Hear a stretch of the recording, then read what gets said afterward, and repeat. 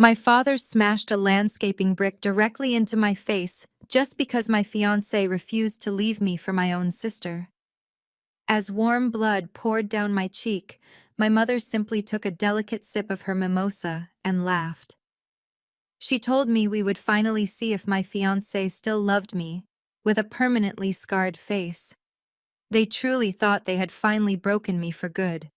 They had absolutely no idea they had just handed a corporate forensic accountant the exact legal weapon needed to completely dismantle their $50 million real estate empire. Before I continue this story, let me know where you are watching from in the comments below. Hit like and subscribe if you have ever had to stand up to toxic relatives who consistently underestimated your worth. The afternoon sun was beating down relentlessly on the concrete foundation of my father's brand new Midtown Atlanta luxury plaza. The air was thick with Georgia summer humidity and the distinct sharp smell of fresh cement, but my younger sister Jasmine was completely oblivious to her surroundings. She stomped her foot against the unfinished flooring. Her designer silk sundress and expensive stiletto heels looked entirely absurd on an active construction site. Her perfectly manicured hands were balled into tight, furious fists. "How could you choose her over me, Caleb?" she screamed. Her high-pitched voice echoed sharply off the exposed steel beams above us. "Look at her and look at me. I am the face of this family, and she is just a boring calculator in a cheap suit." I stood a few feet away, holding my audit clipboard and maintaining a perfectly neutral expression. I am 29 years old, a senior forensic accountant who spends my days dealing with corporate fraudsters attempting to hide millions of dollars. In my line of work, I track missing assets, uncover hidden offshore accounts, and dismantle elaborate corporate lies piece by piece. I am highly trained to remain completely objective in the face of absolute chaos. Jasmine, throwing a childish public tantrum because a man rejected her advances, was nothing new to me. She had been making highly inappropriate comments all morning, brushing her shoulder against his arm on purpose, and asking him to explain complex investment strategies just so she could bat her eyelashes at him. My fiancé Caleb, a 31-year-old wealth manager with a sharp analytical mind and zero tolerance for nonsense, simply adjusted his hard hat and looked at her with pure disgust. "Jasmine, you are a married woman and you are embarrassing yourself," Caleb said, his voice dangerously calm and steady. "I love Chloe. I am marrying Chloe. Do not ever approach me like that again." I fully expected my father Desmond, who owned this entire commercial real estate development, to step in and reprimand his golden child for acting like a spoiled brat. Desmond had built his reputation on aggressive intimidation tactics, bullying contractors and city planners alike to get his way. Instead of correcting her, Desmond turned his furious, piercing gaze entirely on me. He marched across the dusty concrete floor, his work boots kicking up clouds of white powder. He stopped right in front of me, pointing a thick, calloused finger mere inches from my nose. "You did this on purpose, Chloe." My father barked, his face turning a deep shade of red with rage. "You brought him here today, just to humiliate your sister. You are always trying to ruin her happiness because you are intensely jealous of her. You are trying to ruin her marriage to Preston with these cheap stunts." "Jealous," I repeated, keeping my voice steady, despite the adrenaline currently surging through my veins. "Dad, she just tried to throw herself at my fiancé in broad daylight, while her own husband Preston is supposedly running the leasing office right downstairs." Desmond did not care about the facts. He only cared about protecting the pristine image of his perfect favored daughter. He grabbed me aggressively by the shoulder, spinning me around to face them. "You are going to apologize to Jasmine right now," he ordered, his grip tightening painfully on my collarbone. "You are going to tell Caleb that you provoked her into acting this way." I shook my head forcefully, pulling my arm out of his harsh grip. "I am not lying to protect her fragile ego." That simple denial snapped whatever thin restraint Desmond had left. He lunged toward a messy pile of landscaping materials, stacked near the metal scaffolding. Before Caleb could step between us, my father grabbed a heavy red clay brick and hurled it directly at my head with all his strength. The impact was absolutely deafening. A blinding pain exploded across the right side of my face, knocking me violently backward onto the unforgiving concrete. My vision went completely white, then fractured into spinning dark spots.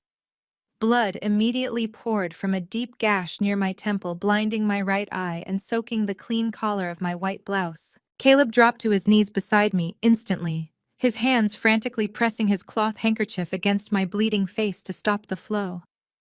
I could hear him shouting at my father, but the sound felt incredibly muffled, like I was submerged underwater.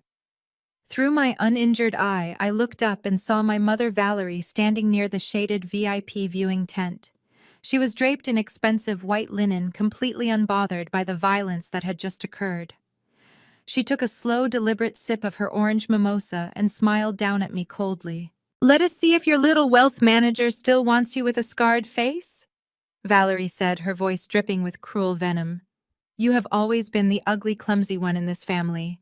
Just like when you accidentally ruined Jasmine's sweet 16 party by falling into the cake table, you simply ruin everything you touch." I tasted heavy copper as warm blood ran down my cheek and slipped into my mouth. The childhood memory she weaponized was a complete lie. I had been shoved into that cake by Jasmine herself, but in my family, the truth was whatever my parents collectively decided it was. I was always the convenient scapegoat, the dark academic daughter who never fit their elite Atlanta socialite narrative. Jasmine was the popular influencer, the beautiful prize they paraded around town. My bleeding on their brand new construction site was just considered another annoying inconvenience to them. Caleb pulled his cell phone from his pocket, his hands slick and stained with my blood.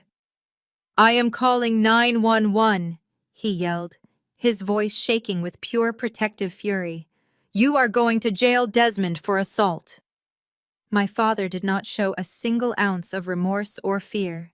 He stepped forward, casting a long, dark shadow over us, and snatched the phone right out of Caleb's hand, throwing it hard against a steel support beam where it shattered into dozens of pieces. "You call the cops," Desmond threatened, towering menacingly over my fiancé, "and I will have your precious wealth management firm blacklisted in Atlanta before midnight. I know every major developer in this city, Caleb. I will ruin your entire career, and I will make sure Chloe never works in forensic accounting ever again. Get her out of my sight right now before I do something much worse." In the distance, the faint but unmistakable wail of police sirens began to cut through the heavy, humid air, immediately cutting off my father's arrogant tirade. Someone out on the busy street had already seen the violent assault and made the emergency call. My parents exchanged a quick look of panic as the reality of the situation finally set in. They thought they controlled everything in our lives. They had no idea the absolute legal and financial war they had just started. The silent car ride back to my apartment was thick with heavy tension. My face throbbed with every pulse of my heartbeat, and the 15 fresh stitches near my temple pulled painfully whenever I blinked my eye. Caleb kept one hand securely on the steering wheel, and his other hand firmly wrapped around mine. Neither of us spoke a single word about the bizarre $5 million medical lien the billing nurse had just discovered in the hospital system. I was entirely too exhausted and in far too much physical agony to untangle a complex corporate web of offshore shell companies tonight. I just desperately needed my own bed and a cold ice pack.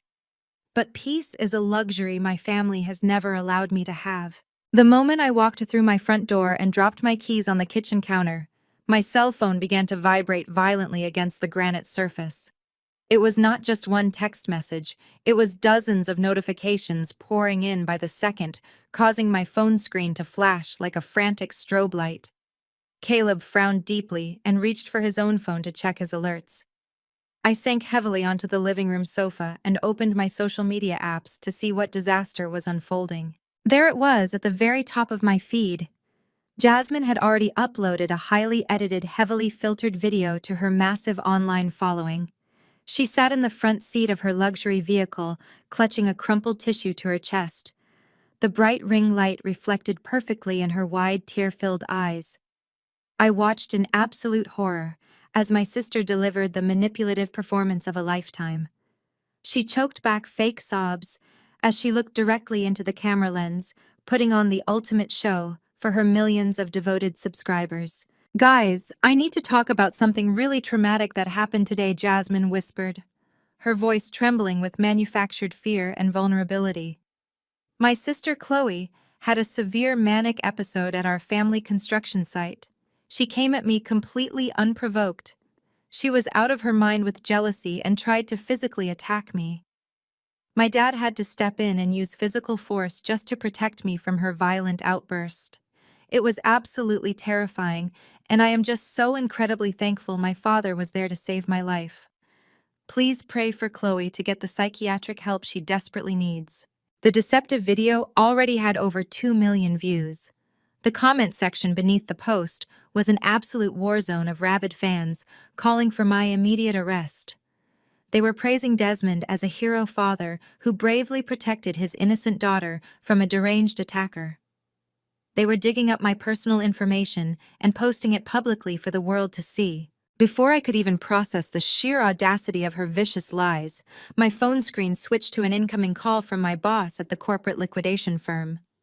I answered the call and was immediately met with deafening screaming. "Chloe, what the hell is going on?" my boss shouted through the speaker. "Our firm public profiles are being absolutely flooded with one-star reviews right now. People are calling the main office switchboard demanding you be fired immediately. They are saying we employ a violent psychopath who attacks her own sister. We handle multi-million-dollar corporate asset liquidations, and our elite clients demand absolute discretion and professionalism. You are a complete public relations nightmare right now, and you are jeopardizing our most lucrative contracts." I tried to explain the actual truth of the situation. I told him my father had violently assaulted me with a brick, and my sister was weaponizing her massive audience to cover up a violent felony. My boss did not care about the truth or my injuries. He only cared about the bottom line and the firm's pristine reputation. He told me I was officially on unpaid administrative leave effective immediately until the internet mob moved on to their next target. He hung up the phone, leaving me sitting in stunned, deafening silence.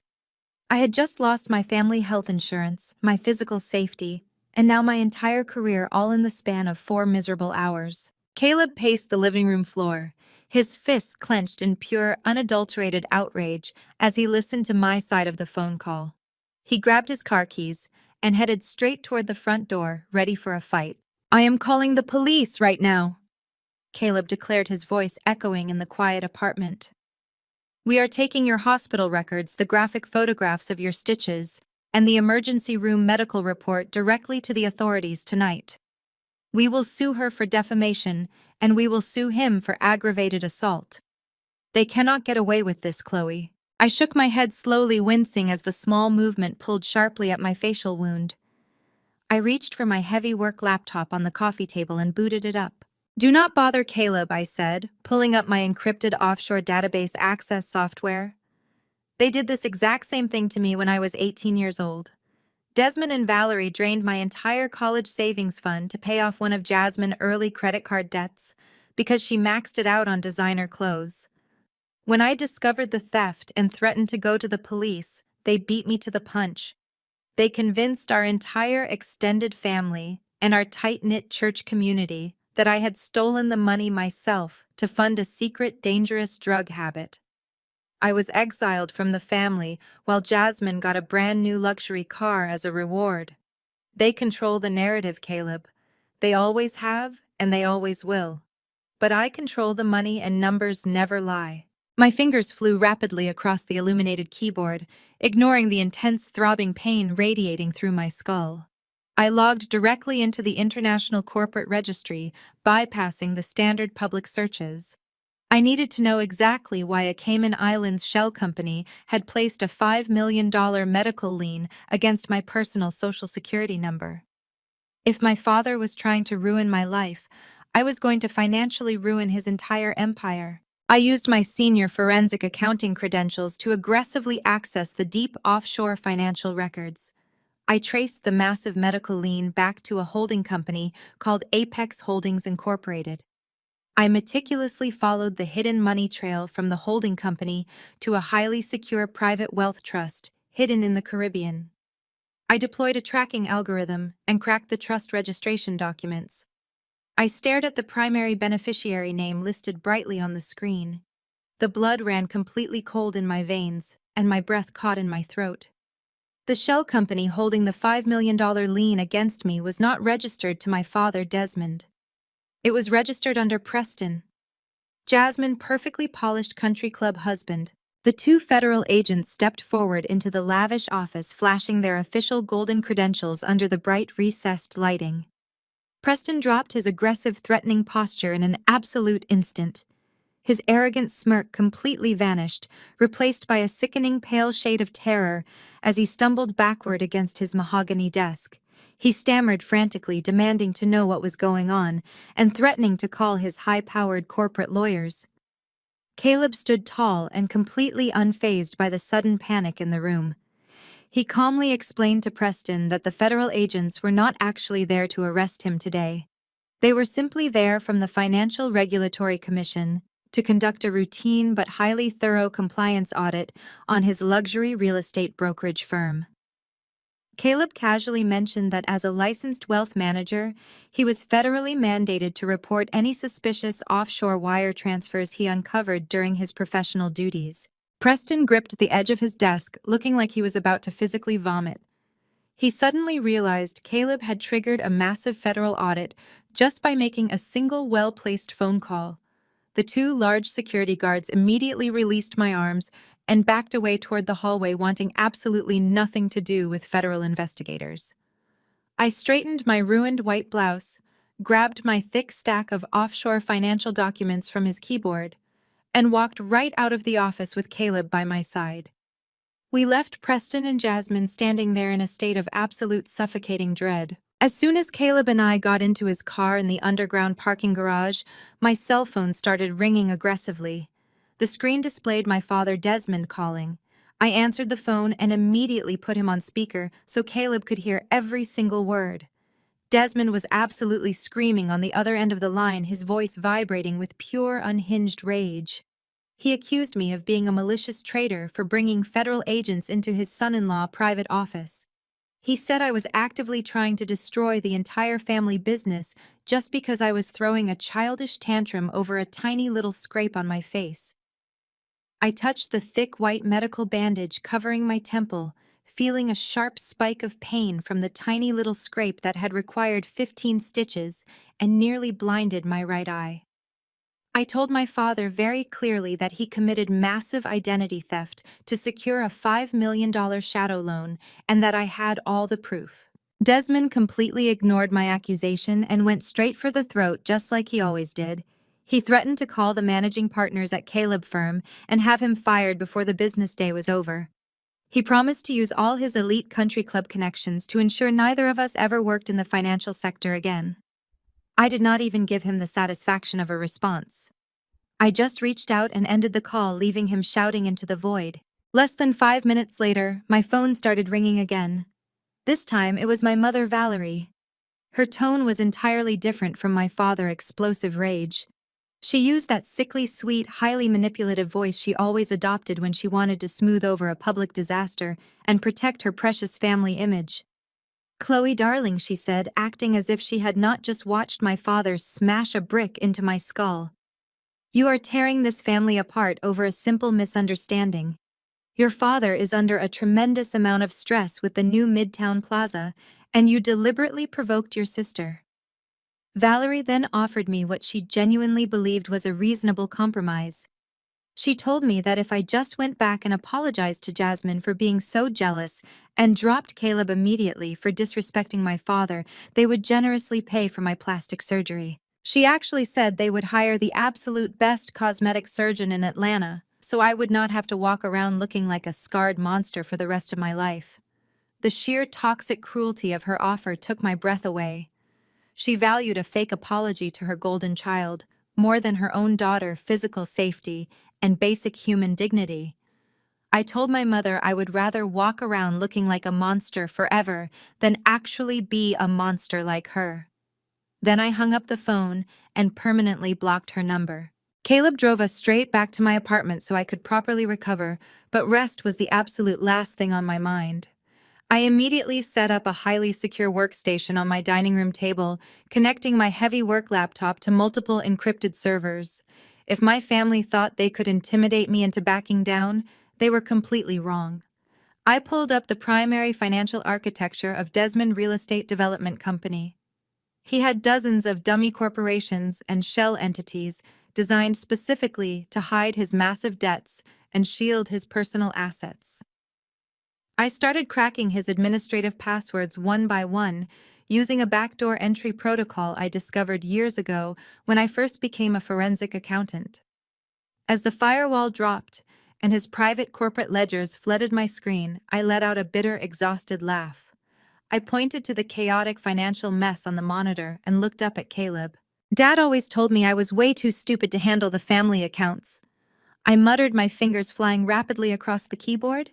He used to say my brain was just too small to understand high-level commercial real estate investments.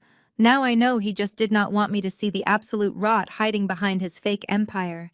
He knew I was smart enough to spot the fraud instantly. I ran a comprehensive audit algorithm across all of Desmond corporate holdings. I was actively looking for any other fraudulent loans he might have taken out using my pristine credit score. The software aggressively searched through thousands of property deeds, bank statements, and collateral agreements. Suddenly, the entire screen flashed red with a critical, high-priority alert. I opened the flagged document, and my heart completely stopped beating in my chest. The blood drained entirely from my face as I read the complex legal jargon carefully. This was not just a simple $5 million medical lien. I pulled up the original incorporation documents for my father's entire real estate empire dating back exactly 13 years. Desmond did not just use my identity for a single shadow loan.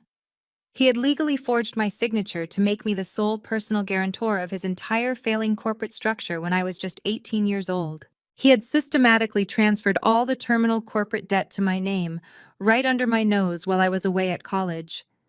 If his over-leveraged company goes under, which his current ledgers proved it was about to do, he walks away completely clean with hidden offshore cash.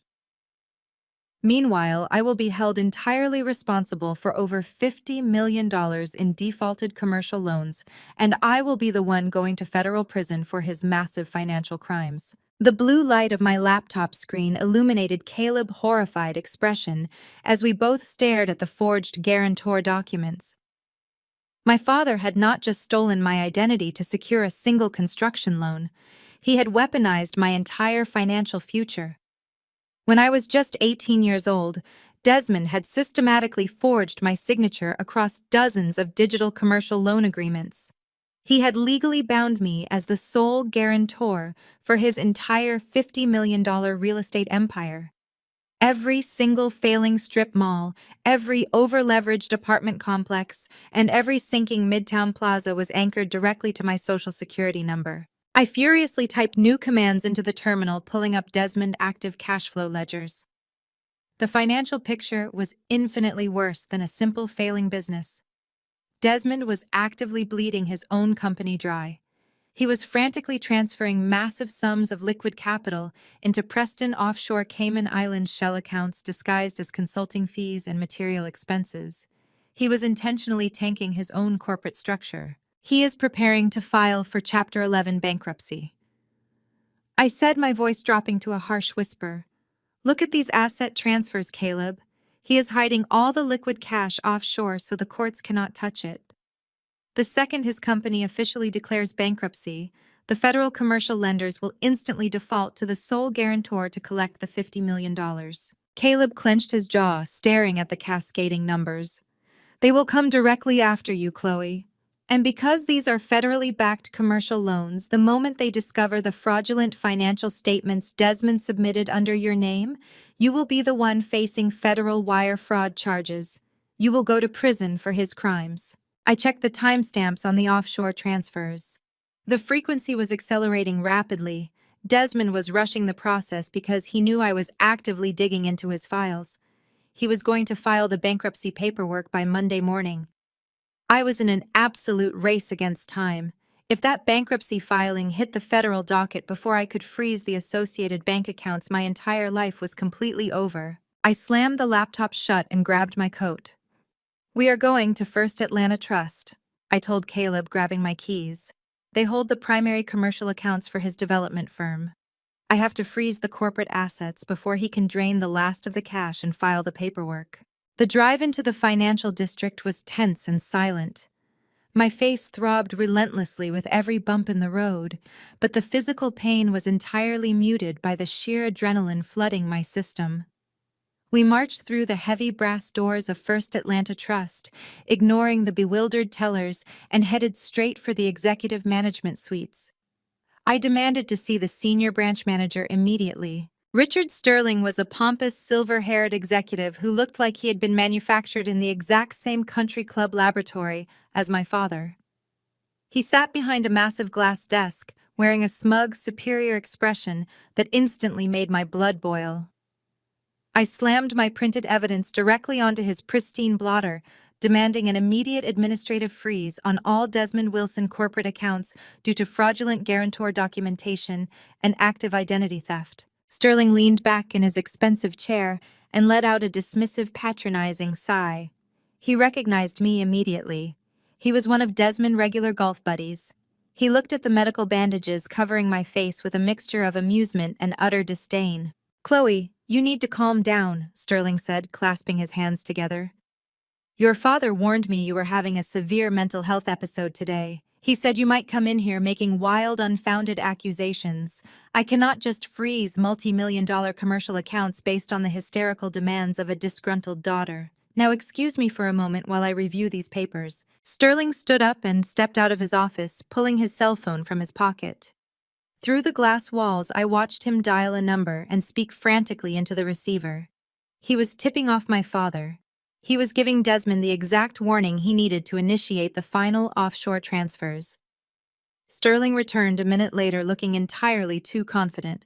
He sat back down and pushed my documents across the desk. "I am sorry, Chloe, but without a direct federal court order signed by a judge, I absolutely refuse to restrict your father access to his own money," Sterling declared with a nasty grin.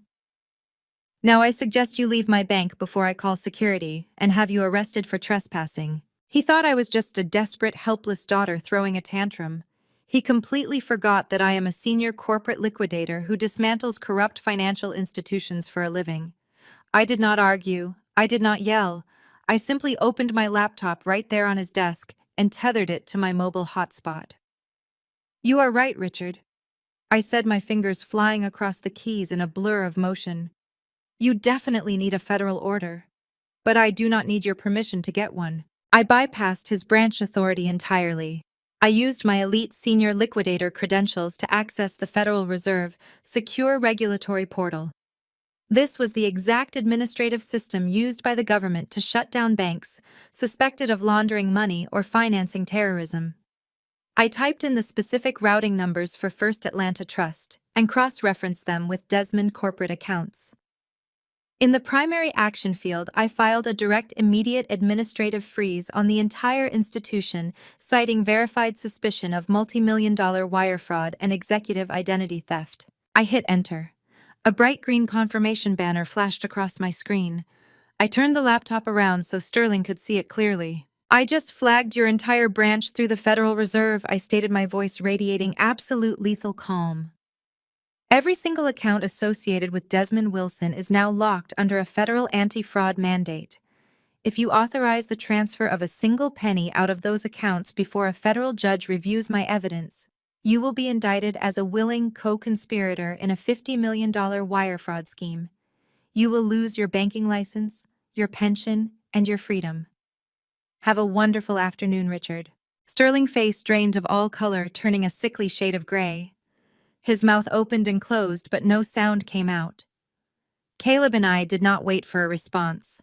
We turned around and walked straight out of the executive suite, leaving the arrogant bank manager choking on his own panic. The adrenaline was crashing hard as we pushed through the heavy glass doors and stepped out into the humid Atlanta air. A triumphant spark ignited in my chest. I had successfully blocked my father from ruining my life. I had cut off his escape route. Now it was just a matter of tearing down the rest of his empire brick by brick. We walked down the concrete ramp into the dim underground parking garage. The echoing sound of our footsteps was suddenly interrupted by the sharp, distinct crunch of broken glass under my boots. I stopped dead in my tracks. Caleb's car was sitting in its designated parking spot, but the driver's side window was completely shattered. Millions of tiny glass fragments glittered across the dark asphalt. A heavy red landscaping brick identical to the one that had smashed into my face earlier that afternoon was sitting perfectly centered on the leather driver's seat. Tucked neatly beneath the jagged edge of the clay brick was a folded piece of white stationery. Caleb rushed forward, swearing loudly, but I was completely frozen. I reached through the shattered window and carefully pulled the piece of paper free. I unfolded it with trembling hands. The message was handwritten in the aggressive, sharp penmanship I had known my entire life. Sign the waiver, or the next brick finishes the job. Dad. The very next morning, the blinding pain in my head was completely overshadowed by the pure burning fury radiating through my entire body. I did not bother calling ahead to make an appointment. I barely even stopped to look in the mirror as I secured a thick white medical bandage over the 15 fresh stitches marring the right side of my face. I grabbed the thick stack of freshly printed financial documents tracing the Cayman Islands Shell Company and drove straight downtown to the elite commercial district. I was operating on zero sleep and pure adrenaline. Preston operated his luxury real estate brokerage out of a massive glass corner suite on the 40th floor of the most expensive building in the city. It was a space designed entirely to intimidate people with floor-to-ceiling windows overlooking the sprawling Atlanta skyline and expensive modern art hanging on every single wall. I completely ignored the protests of his bewildered receptionist and marched straight past her large marble desk. I pushed open the heavy oak doors to Preston's private office without bothering to knock. Preston was sitting behind his pristine mahogany desk, wearing a custom-tailored Italian suit and sipping an espresso. He looked up with a sudden flash of annoyance that quickly morphed into an arrogant, highly punchable smirk when he saw my bandaged face. I did not give him a single second to speak or prepare a defense. I threw the heavy stack of offshore financial documents directly onto his keyboard, scattering his neat pile of morning reports across the polished wood. Explain to me right now why a Cayman Islands shell company registered in your exact name currently holds a $5 million medical lien against my personal social security number. I demanded, my voice echoing loudly off his expensive glass walls. Preston did not even flinch. He leaned back in his expensive leather executive chair and let out a loud, obnoxious laugh. He picked up the top page of my forensic accounting report and casually tossed it back onto the desk, like it was a meaningless piece of trash. He looked at me as if I was a foolish child who had wandered into an adult conversation. Before he could even attempt to formulate an answer, the door to his private executive bathroom swung open. Jasmine stepped out, smoothing down the skirt of a completely inappropriate skin-tight designer dress. She froze for a fraction of a second when she saw me standing there, but her shock instantly melted into a cruel, calculating sneer.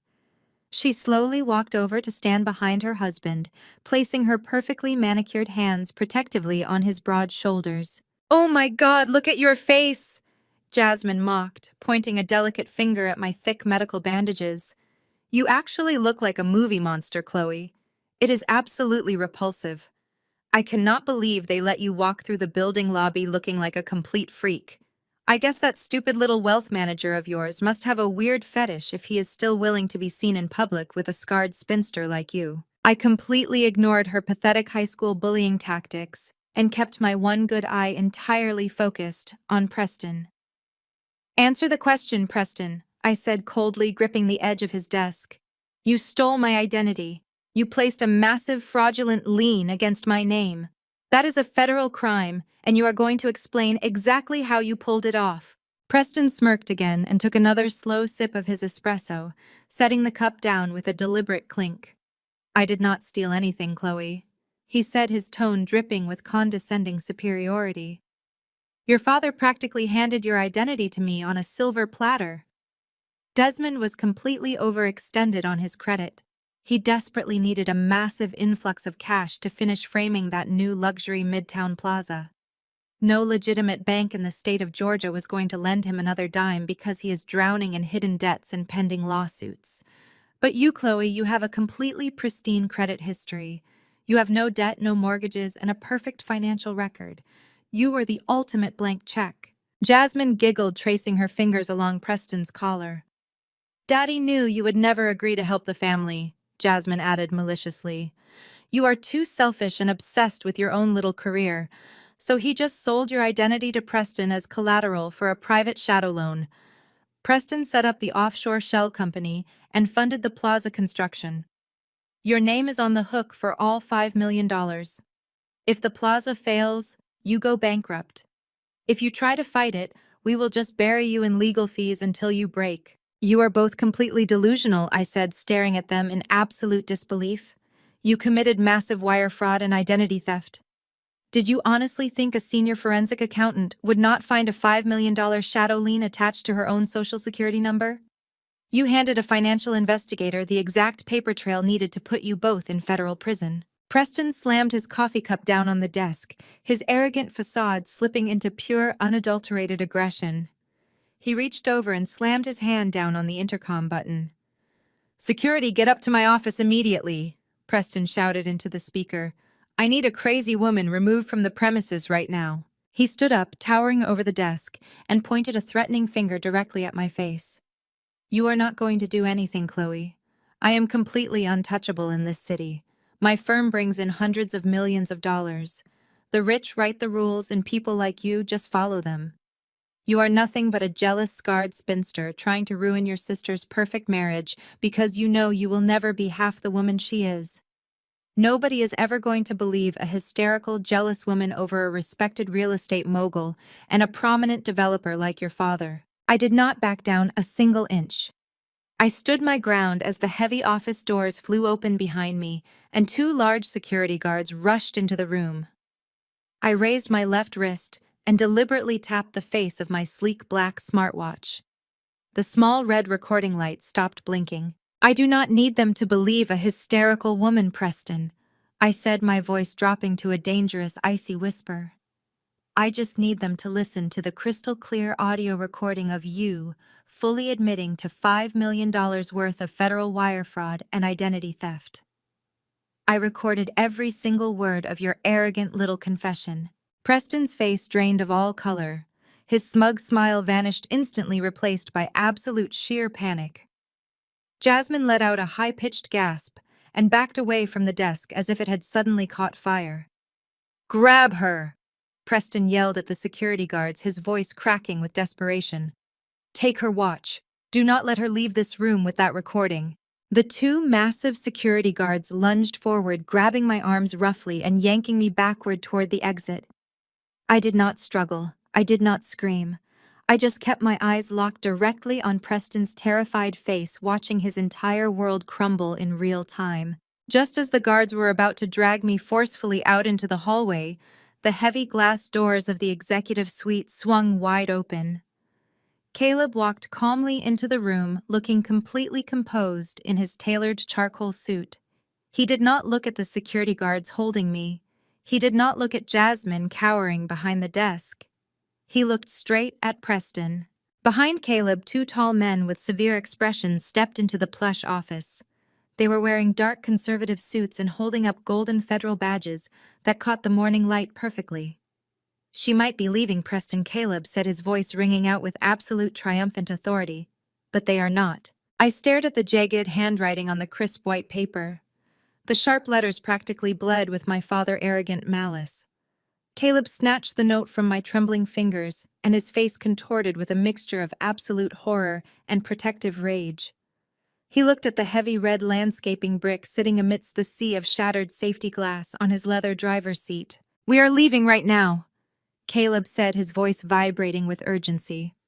"We are driving straight to a secure hotel downtown, and I am calling the federal agents back. This is witness intimidation and a direct death threat. You are not safe anywhere near these people, Chloe. We need to go into hiding until the authorities dismantle his operation." I reached out and gently pushed his hand away. I brushed a pile of glittering glass fragments off the passenger seat and climbed into the car. I am absolutely done hiding, Caleb, I said, my voice surprisingly steady despite the chaotic adrenaline flooding my veins. Hiding is exactly what they want me to do. They want me cowering in some dark hotel room terrified of my own shadow while they spin their lies and figure out a new way to destroy my life. If I run away now, they win. Get in the car.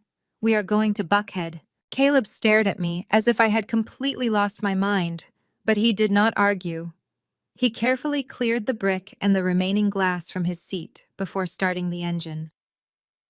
The drive to my parents' elite gated community in the wealthy northern suburbs was a surreal blur. The hot, humid Georgia wind whipped violently through the shattered window, violently stinging my bandaged face and tangling my hair into a messy knot. I did not care. I spent the entire 40-minute drive meticulously preparing the necessary legal filings on my laptop, utilizing the encrypted mobile hotspot. As the sole legal guarantor of the entire corporate structure, I had absolute sweeping executive powers that Desmond had never anticipated I would actually discover or understand how to use. He thought he had built a foolproof trap. He had actually handed me the keys to his entire kingdom. We arrived at the imposing wrought iron gates of the prestigious country club community. Instead of stopping at the security kiosk to announce myself, I aggressively tailgated a large floral delivery van straight through the opening gates, before the mechanical arms could close. I directed Caleb down the winding oak-lined streets until we reached my parents' massive sprawling colonial mansion. The circular driveway was completely packed with luxury European sedans and expensive sports cars. My mother Valerie was hosting her annual high society spring garden party. The manicured back lawns were swarming with elite Atlanta socialites, wealthy politicians, and prominent country club members. I stepped out of the car, ignoring Caleb's frantic warnings to wait for police backup. I marched straight up the cobblestone pathway and around the side of the massive house directly toward the extravagant backyard patio. The scene was absolutely picturesque. Dozens of women in expensive pastel silk dresses were sipping imported champagne while a live jazz quartet played softly on the elevated stone terrace. Waiters in crisp white uniforms circulated with silver trays of delicate appetizers. It was the ultimate display of fake Southern perfection, and I was about to burn it straight to the ground. I pushed through the decorative wrought iron trellis gate and stepped onto the immaculate green lawn. Several guests immediately stopped talking and stared in shock at my ruined, bloody clothes and the thick white medical bandages covering the side of my face. Valerie was holding court near the extravagant tiered water fountain in the center of the patio. She was laughing brightly at something a state senator wife had just said. She turned her head and her eyes locked directly onto me.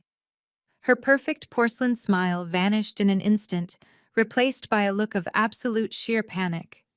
She dropped her champagne glass onto a nearby table and practically sprinted across the grass to intercept me before I could reach the main crowd. She grabbed my arm with bruising force, digging her manicured fingernails deep into my skin.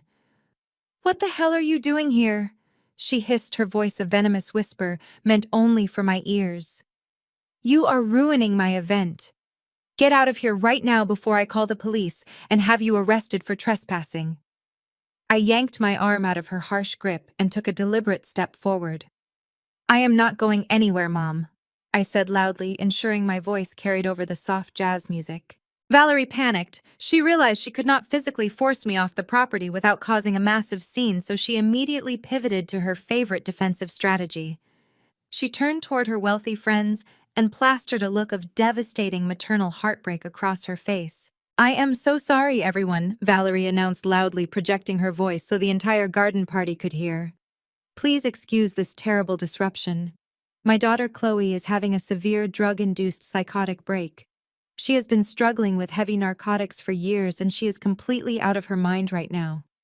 We have been trying so hard to get her into a secure psychiatric facility, but she keeps running away. Please just ignore her." The wealthy guests gasped in synchronized horror, clutching their pearls and whispering frantically to one another. Valerie looked back at me with a triumphant, malicious smirk, fully believing she had successfully discredited me in front of her entire social circle. She expected me to crumble in shame and run away crying. Instead, I walked straight past her and marched directly up the stone steps of the elevated terrace.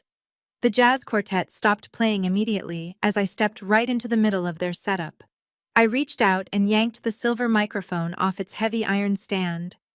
A sharp, piercing whine of audio feedback echoed across the silent backyard, causing several guests to cover their ears. I gripped the microphone tightly and looked down at the sea of shocked faces before locking my eyes directly onto my mother. "Mom, is this exactly like the time you told the entire church choir I was in a mandatory residential rehab facility just so you could steal the spotlight and gain sympathy at my high school graduation?"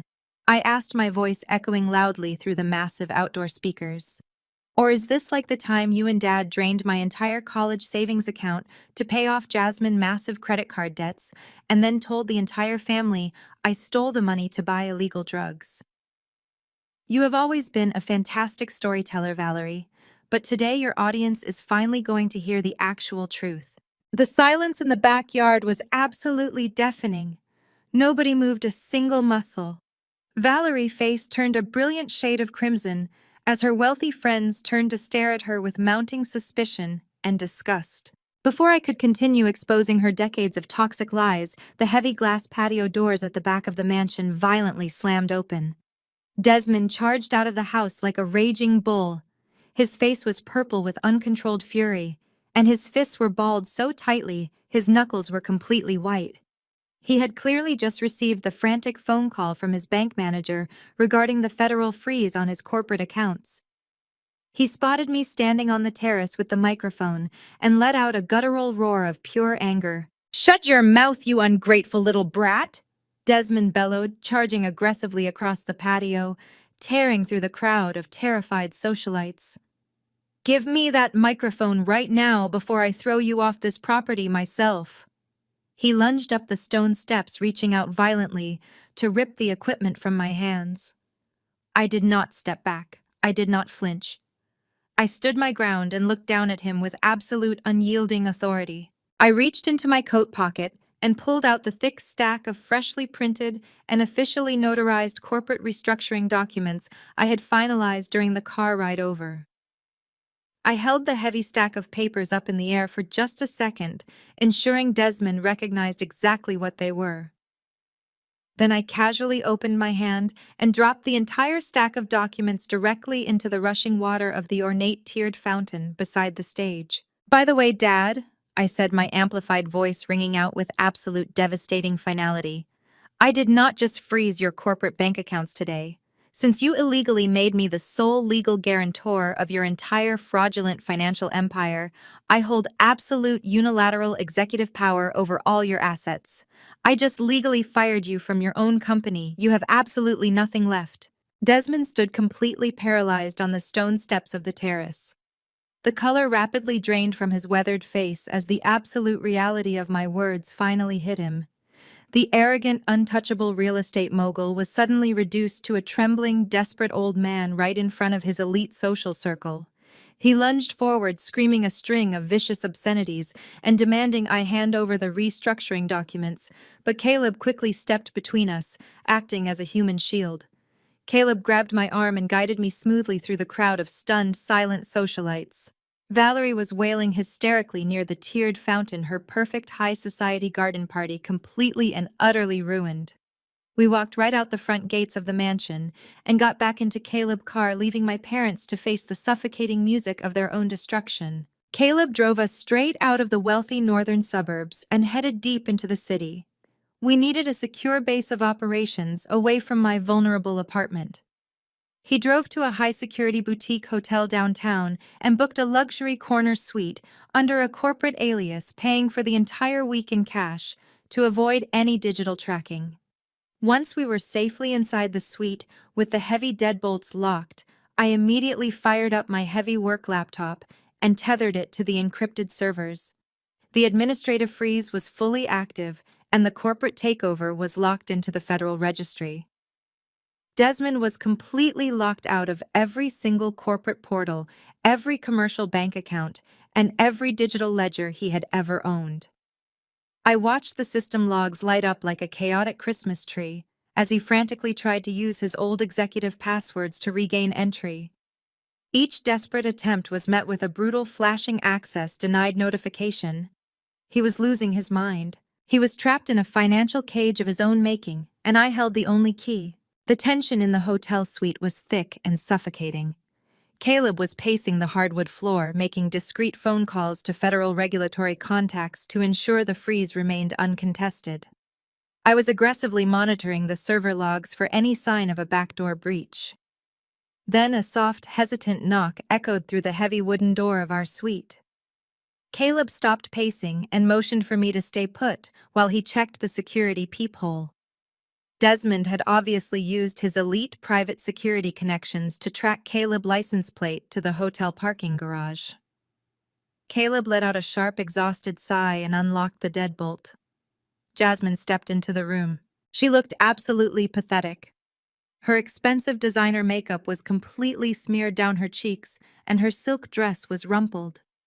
Desmond had clearly realized he could not physically intimidate me or financially overpower me anymore, so he sent his golden child to play the ultimate victim. Jasmine collapsed onto the velvet sofa in the center of the room, burying her face in her hands and sobbing loudly. It was an award-winning theatrical performance. "Chloe, you have to undo this!" Jasmine wailed, looking up at me with wide, tear-filled eyes. "Daddy is having a complete mental breakdown. He is screaming at his lawyers and smashing things in the study. You took everything away from him. From all of us." I crossed my arms and stared at her, completely unfazed by her manufactured tears. "You mean I took away the stolen money you and your husband were using to fund your lavish lifestyle?" I corrected her coldly. Jasmine wiped her eyes, smudging her dark mascara even further. "Preston is furious," she sobbed, her voice trembling with genuine panic. "He told me that if the offshore accounts stay frozen, the Cayman Shell Company will collapse by tomorrow morning. He said he will leave me Chloe.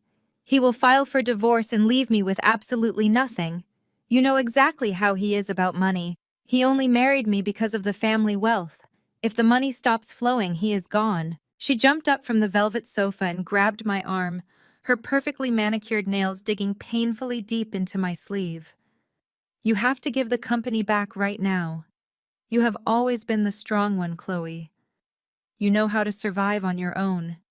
You know how to work hard and struggle and build things from scratch. I have never worked a single day in my life. I do not know how to do anything else. I cannot survive being poor." I looked down at her hands gripping my arm and felt a wave of absolute sickening disgust. I reached out and forcefully peeled her fingers off my sleeve, pushing her back toward the sofa. I walked over to the heavy oak vanity in the corner of the hotel suite and picked up a heavy silver hand mirror. I turned back around and slid the mirror directly across the smooth glass coffee table until it stopped right in front of her lap. "Take a good look," I said, my voice dropping to a harsh, unforgiving whisper. "Look right into that glass, Jasmine. That is exactly what a parasite looks like." She stared at the silver mirror, her mouth hanging open in complete shock. "You have spent your entire life feeding off my pain and feeding off this family's stolen money?" I continued, stepping closer to her until she was forced to look up at my bandaged face. "You stood in Preston office just a few hours ago and laughed at my fresh scars. You mocked me for working hard while you actively stole my identity to fund your husband's fraudulent Midtown Plaza, and now you expect me to go to federal prison just so you do not have to give up your designer dresses and your elite country club membership. Get out of my room, Jasmine. Get out before I call hotel security and have you physically removed." Jasmine realized her fake tears were completely useless. The pitiful, vulnerable victim facade instantly melted away, replaced by the exact same cold, calculating malice I had seen in Preston office. She snatched her expensive leather purse off the sofa and shot me a look of pure, unadulterated venom. "You are going to regret this, Chloe," she hissed, her voice dripping with raw hatred.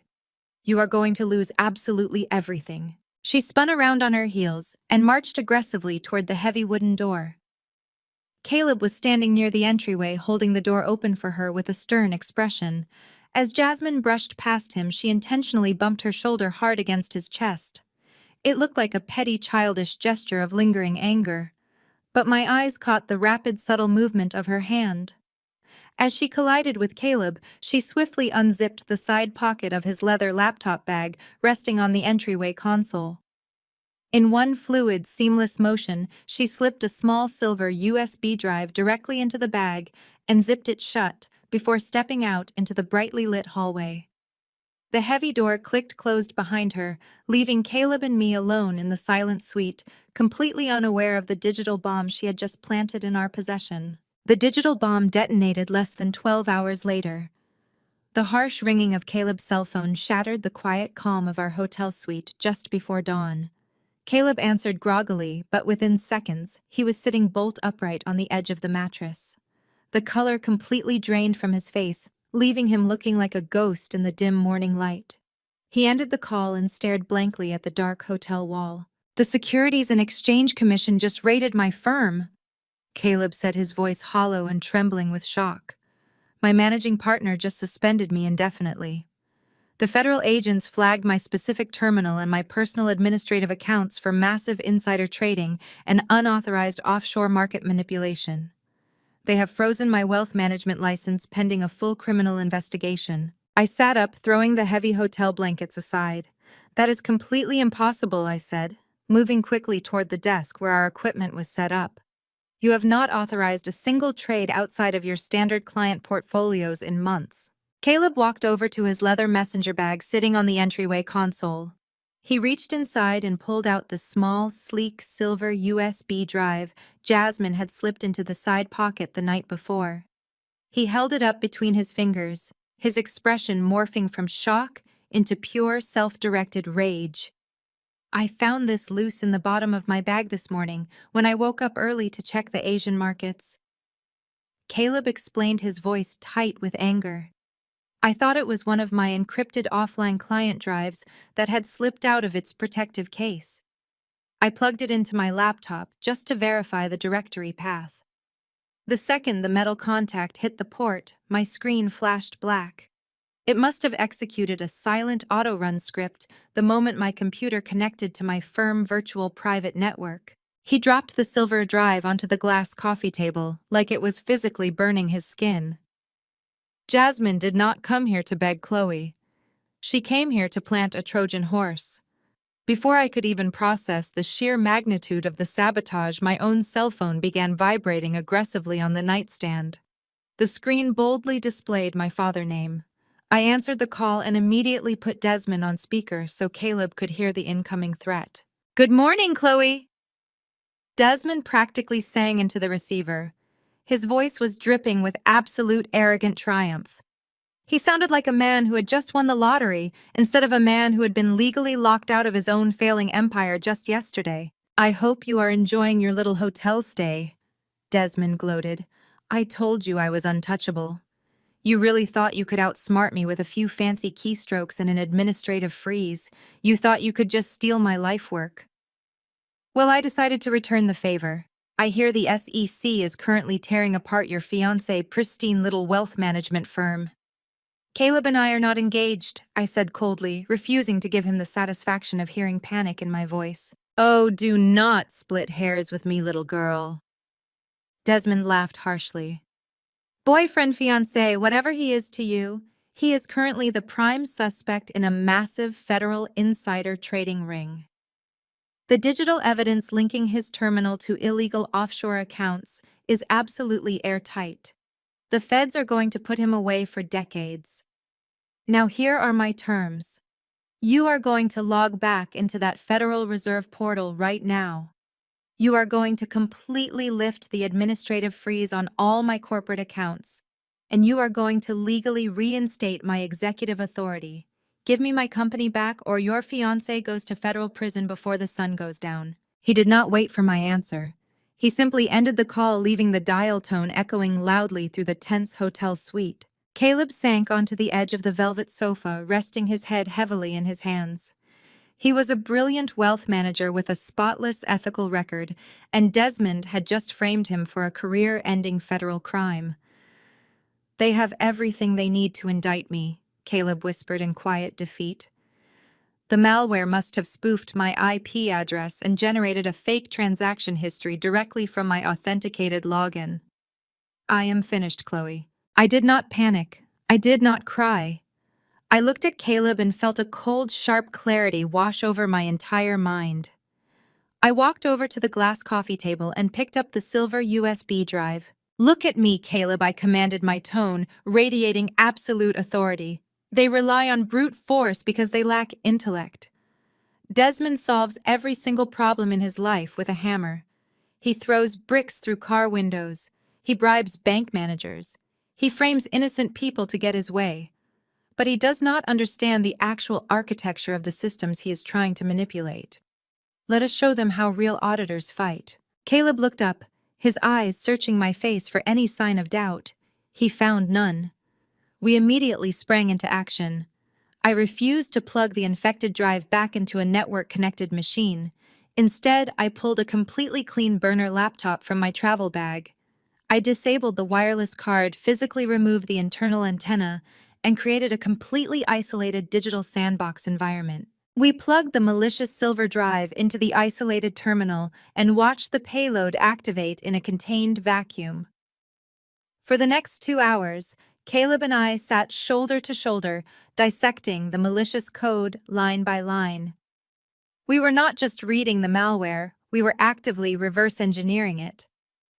I used a hex editor to strip away the encrypted layers of the executable file, while Caleb traced the fake transaction protocols the script had used to spoof his wealth management accounts. Desmond is barely smart enough to send an email with an attachment, I muttered, my fingers flying across the keyboard in a rapid blur.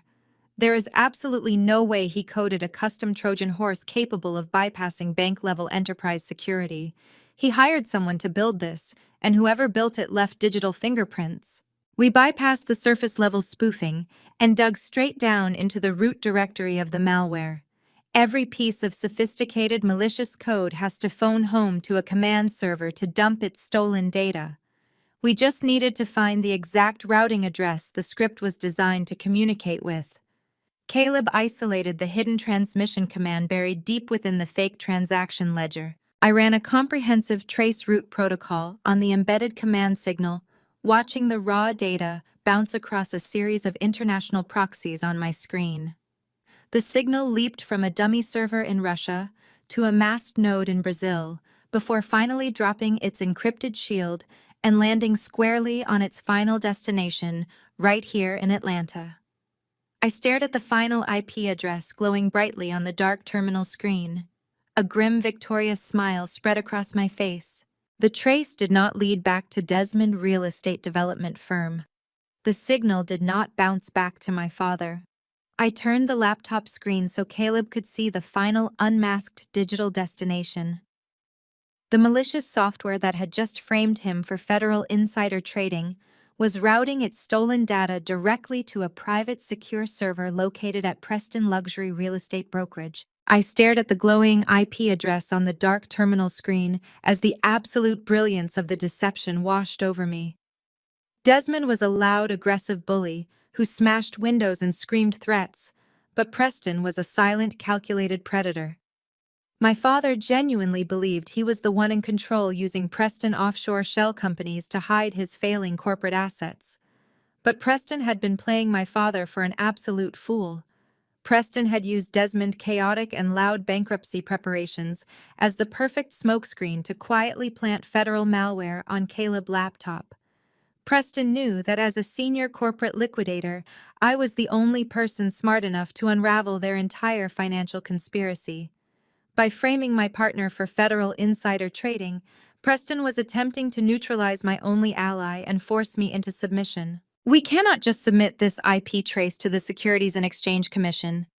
I told Caleb, my mind racing through the legal protocols. A remote trace is circumstantial. A decent defense attorney will just argue that my father spoofed Preston IP address to frame him. If we want to clear your name and get your wealth management license reinstated immediately, we need the actual physical root directory logs. We need to pull the hard data directly from the private server sitting inside Preston Luxury Penthouse. Caleb looked at his watch. his expression hardening into pure determination. Getting past the building security is one thing, but Jasmine practically lives in that penthouse, Caleb said. She spends her entire day taking selfies by the rooftop pool. We cannot exactly conduct a covert server extraction with her lounging in the next room. I let out a sharp, confident laugh and pulled my secondary laptop out of my bag. Jasmine is completely obsessed with her own manufactured high society image, I said, opening a secure encrypted email client. She operates entirely on vanity and greed. We just need to offer her something she cannot possibly resist. I quickly drafted a flawless, highly sophisticated email masquerading as the senior public relations director for a top-tier luxury French fashion house. I used an exclusive spoofed domain name and addressed the email directly to Jasmine's private influencer account. I formally invited her to an incredibly exclusive VIP brand ambassador fitting at a high-end boutique located on the exact opposite side of the city. I added a strict confidentiality clause and promised a complimentary designer handbag just for attending. I hit send and we waited. Less than 20 minutes later, Caleb's phone buzzed with a social media notification. Jasmine had just posted a live video to her feed. She was sitting in the back of a luxury town car, wearing oversized sunglasses, and bragging to her followers about a massive secret brand deal she was about to sign. She had taken the bait flawlessly. The penthouse was completely empty. We drove straight to Preston Elite Residential Tower in the heart of the financial district. The building was a fortress of polished marble and armed security. We walked confidently up to the front desk, where a stern-looking concierge immediately moved to block our path. I did not give him a chance to ask for our names. I slapped my heavy federal corporate liquidator credentials directly onto the marble counter, alongside a thick stack of aggressively formatted legal documents I had drafted in the car. Surprise corporate asset inspection under federal mandate, I stated, my voice ringing out with absolute icy authority. This property was purchased using funds directly linked to Desmond Wilson Commercial Real Estate Holdings. Those assets are currently frozen under a Federal Reserve anti-fraud directive. You can either grant us immediate elevator access to the penthouse, or you can explain to the federal agents waiting outside why you are actively obstructing a federal financial liquidation. The concierge took one look at the bright gold seal on my credentials and the terrifying legal jargon on the paperwork. He swallowed hard, his arrogant demeanor vanishing instantly. He swiped his master keycard and silently directed us to the private elevator. The doors opened directly into Preston's sprawling glass-walled penthouse. We did not waste a single second admiring the breathtaking city views or the ridiculous modern art. We moved systematically through the massive apartment until we found Preston home office locked behind a heavy solid core door. Caleb utilized a specialized bypass tool to override the electronic keypad while I booted up my decryption software. Inside the room, the private server was humming quietly in a climate-controlled glass cabinet. I connected my terminal directly to the server core and bypassed the firewall in less than 3 minutes. Preston was arrogant enough to use the exact same alphanumeric password sequence he used for his Cayman Island shell accounts. The extraction was flawless.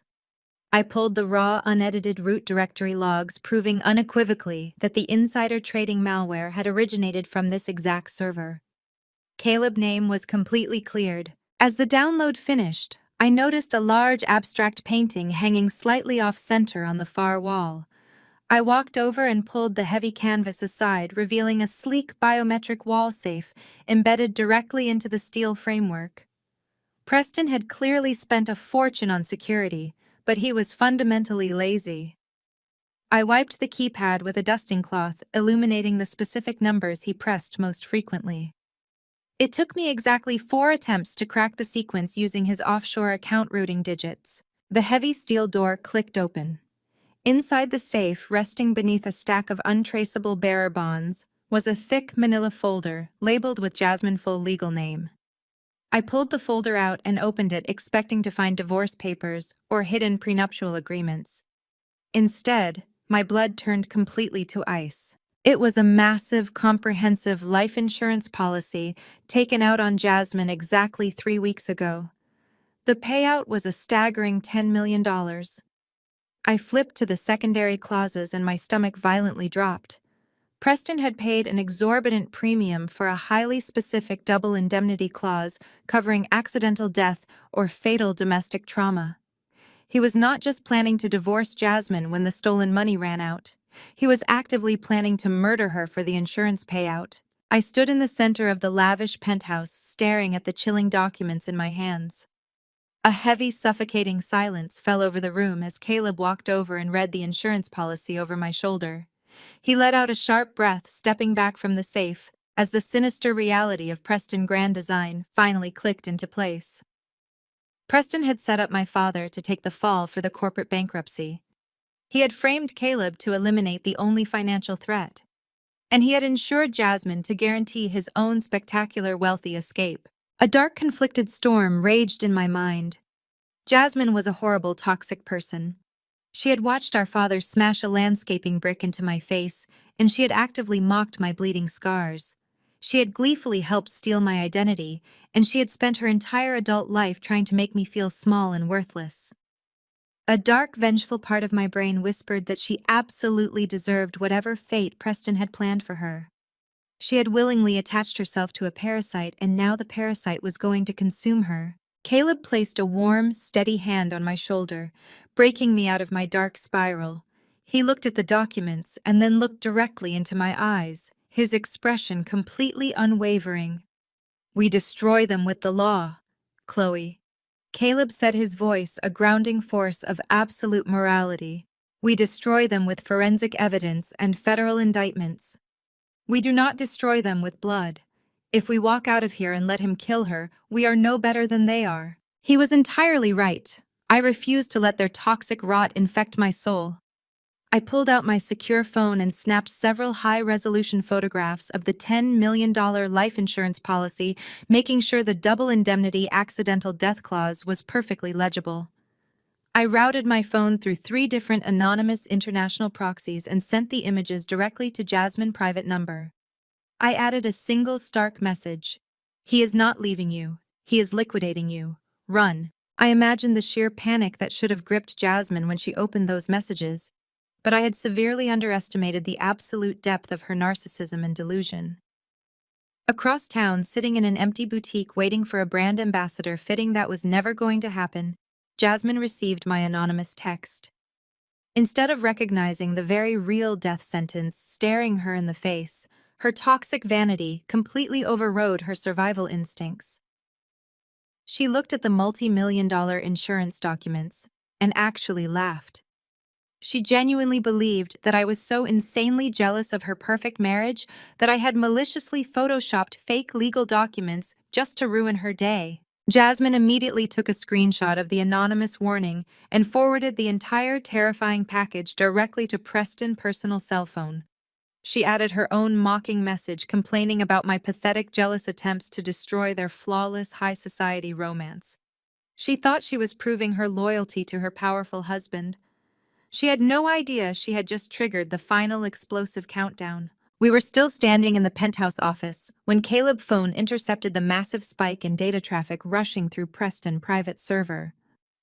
Preston was sitting in his high-rise commercial office miles away, staring at the forwarded screenshots from his delusional wife. The moment he saw the photographs of the life insurance policy, he knew his physical wall safe had been completely compromised. He knew the federal logs clearing Caleb had been extracted, and he knew the authorities were closing in fast. The elaborate frame-up was dead, and his murder plot was exposed. He abandoned all pretense of saving his reputation. He just needed to take the stolen cash and disappear completely. "He is initiating a massive offshore sweep," Caleb shouted, pointing at the terminal screen as hundreds of encrypted authorization codes began flooding the network. "He is trying to force a total liquidation of Desmond's remaining corporate assets. He is moving $20 million into a decentralized, untraceable crypto wallet in the Cayman Islands." Preston was moving with the frantic speed of a cornered animal. He thought he still possessed the backdoor administrative access to my father accounts. He thought he could just drain the last drops of the empire and vanish before the federal regulators knocked on his door. We watched the terminal screen as the massive $20 million wire transfer queued up in the system, holding in the final verification stage. I did not panic. I sat down at the console and calmly cracked my knuckles. I let him initiate the transfer. I let him type in every single fraudulent authorization code. I waited until the very last possible second when he hit the final execution command, believing he had just successfully stolen his ultimate golden parachute. The screen in Preston office instantly froze. The progress bar halted violently at 99%. A massive, blinding red error message completely overtook his monitor, locking him out of the entire banking system. The automated text read, "Transaction denied. Funds rerouted by acting CEO Chloe." Preston stared at the glowing red letters on his monitor until his vision blurred. The absolute reality of his situation crashed down on him like a physical blow. The $20 million he needed to vanish was gone. The digital frame job on Caleb was completely dismantled. The federal authorities were undoubtedly reviewing the unencrypted server logs at this exact moment, and the Securities and Exchange Commission would be pivoting their entire criminal investigation directly onto him. He was totally exposed.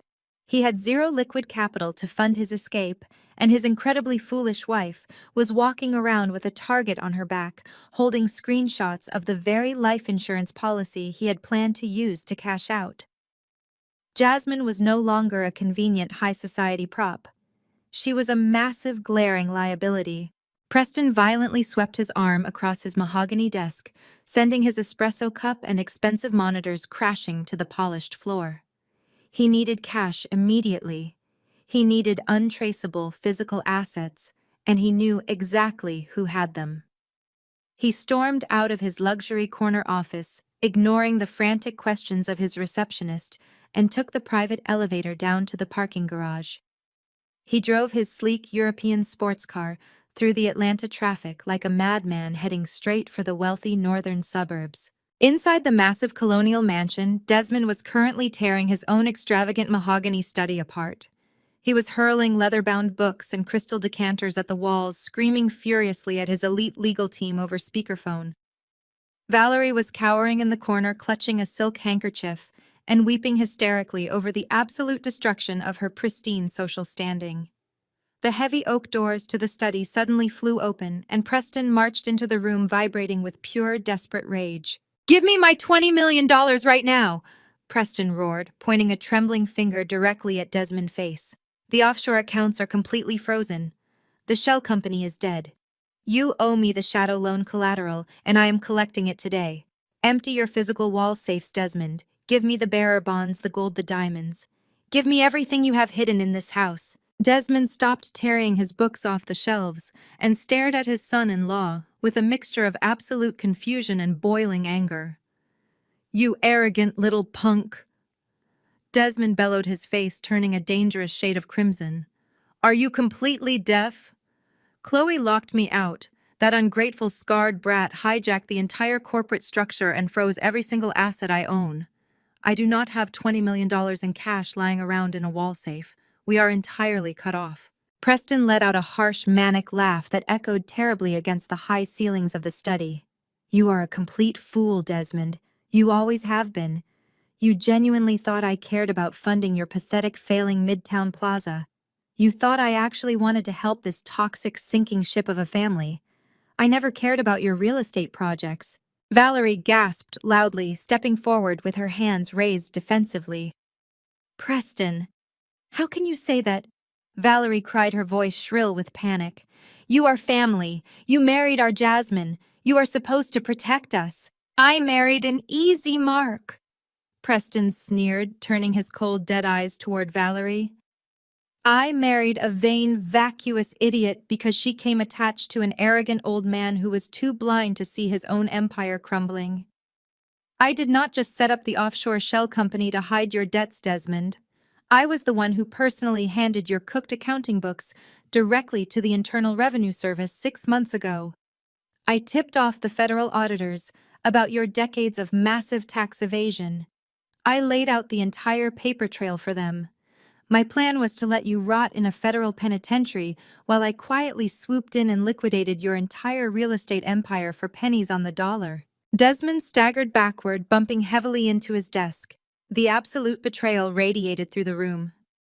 "You tipped off the IRS," Desmond whispered, his voice hoarse with shock. "You set me up. I set you up to take the fall for everything," Preston shouted, stepping aggressively toward the older man. "And it would have worked perfectly if your freak of a daughter had not bypassed my security server and hijacked the transfer." Neither of them noticed the figure standing frozen in the grand hallway just outside the open study doors. Jasmine had rushed straight home from her humiliating fake brand deal, feeling entirely panicked about the frozen bank accounts and the bizarre life insurance documents. She stood completely paralyzed, clutching her designer handbag as Preston viciously dismantled her entire reality. She heard every single word. She realized with crushing, devastating clarity that Preston had never loved her. He had never admired her beauty or cherished their high society romance. He had looked at her and seen nothing but a gullible, foolish pawn. He had married her solely because her father was a wealthy, corrupt target. Her entire perfect life was an elaborate, deadly lie. Miles away in our secure hotel suite, Caleb and I sat in absolute silence, staring at the glowing audio waveform on my laptop screen. When I had bypassed Preston biometric wall safe, I had not just extracted the malware logs. I had also quietly uploaded a covert background audio capture payload directly into Preston's personal cell phone, syncing the device to our encrypted server. We were listening to the entire vicious screaming match playing out live in Desmond's study. "We destroy them with the law," Caleb reminded me, gently placing his hand over mine. I nodded, keeping my eyes locked on the digital audio feed. I tapped a few keys on my keyboard, opening a secure routing protocol. I selected the live audio stream of Preston, fully confessing to massive corporate fraud and malicious IRS manipulation. I hit the execution key, forwarding the unencrypted live feed directly to the emergency dispatch servers of the Atlanta Police Department, flagging it as an active violent domestic disturbance at the Wilson estate. Within 10 minutes, the wailing shriek of multiple police sirens echoed through the wealthy suburban streets, cutting through the tense, screaming match in the mansion. Preston froze his head, snapping toward the large bay windows as the flashing red and blue lights illuminated the manicured front lawn. He instantly realized the walls were closing in. He did not say another word to Desmond or Valerie. He simply turned and sprinted out of the study, bolting toward the back of the massive house and slipping out through the decorative garden gates, abandoning his wife and his in-laws to face the music entirely alone. Two uniformed police officers aggressively knocked on the heavy oak front doors before pushing their way into the grand foyer. Desmond quickly wiped the sweat from his forehead and plastered on his most convincing, authoritative smile. He met the officers in the hallway, using his elite old money influence to completely downplay the situation. He smoothly explained that it was merely a loud, passionate family disagreement over a stressful business deal. While Valerie sobbed quietly in the background, Desmond smoothly handed each responding officer a thick banded envelope of $100 bills pulled from his emergency desk drawer. The corrupt officers exchanged a knowing glance, quietly pocketed the cash, and walked right back out the front doors, writing the incident off as a false alarm. Desmond stood in the center of his ruined foyer, the absolute gravity of the situation finally taking hold. The frozen offshore accounts, the sudden IRS audits, the perfectly timed police arrival. He connected the dots with brutal clarity. Preston was a snake, but Chloe was the architect of his current destruction. She was actively pulling the strings, dismantling his life piece by piece. His face twisted into a mask of pure murderous rage. He pulled out his encrypted burner phone and dialed a scrambled number. He called a rogue independent contractor he routinely used to handle fatal accidents on his commercial construction sites. He gave the man my exact home address and ordered a permanent, immediate solution. Back at the boutique hotel, I aggressively packed my heavy laptop into my bag. The federal freeze was holding, but we needed to leave the city immediately. The authorities would be swarming the firm and the mansion by morning. We need to make one stop before we hit the interstate. I told Caleb, zipping my bag closed. I have a physical backup drive hidden in the floorboard safe of my apartment. It contains the original unredacted ledgers proving Desmond's initial wire fraud. We cannot leave it behind. Caleb agreed, pulling his car around to the front of the hotel. We drove swiftly to my high-rise apartment building, keeping a low profile. The lobby was completely empty and quiet. Caleb stayed near the running car to keep watch while I hurried inside to retrieve the drive. I swiped my key fob and stepped into the sleek metal elevator car, pressing the button for the 18th floor. The heavy metal doors slid smoothly closed. The car began to rise, ascending rapidly through the building shaft. I leaned against the back wall, mentally running through our escape route. Then the elevator suddenly lurched violently. The digital floor indicator flickered and died. A horrific metallic screech echoed above me, followed by the unmistakable deafening sound of heavy steel cables snapping under extreme tension. The lights cut out completely, plunging the small metal box into absolute darkness. My stomach vaulted into my throat as the elevator car entered a terrifying unrestricted freefall. The air was entirely sucked from my lungs as the sensation of absolute zero gravity took over my body. The dark elevator shaft roared around me, a deafening symphony of snapping steel cables and grinding gears.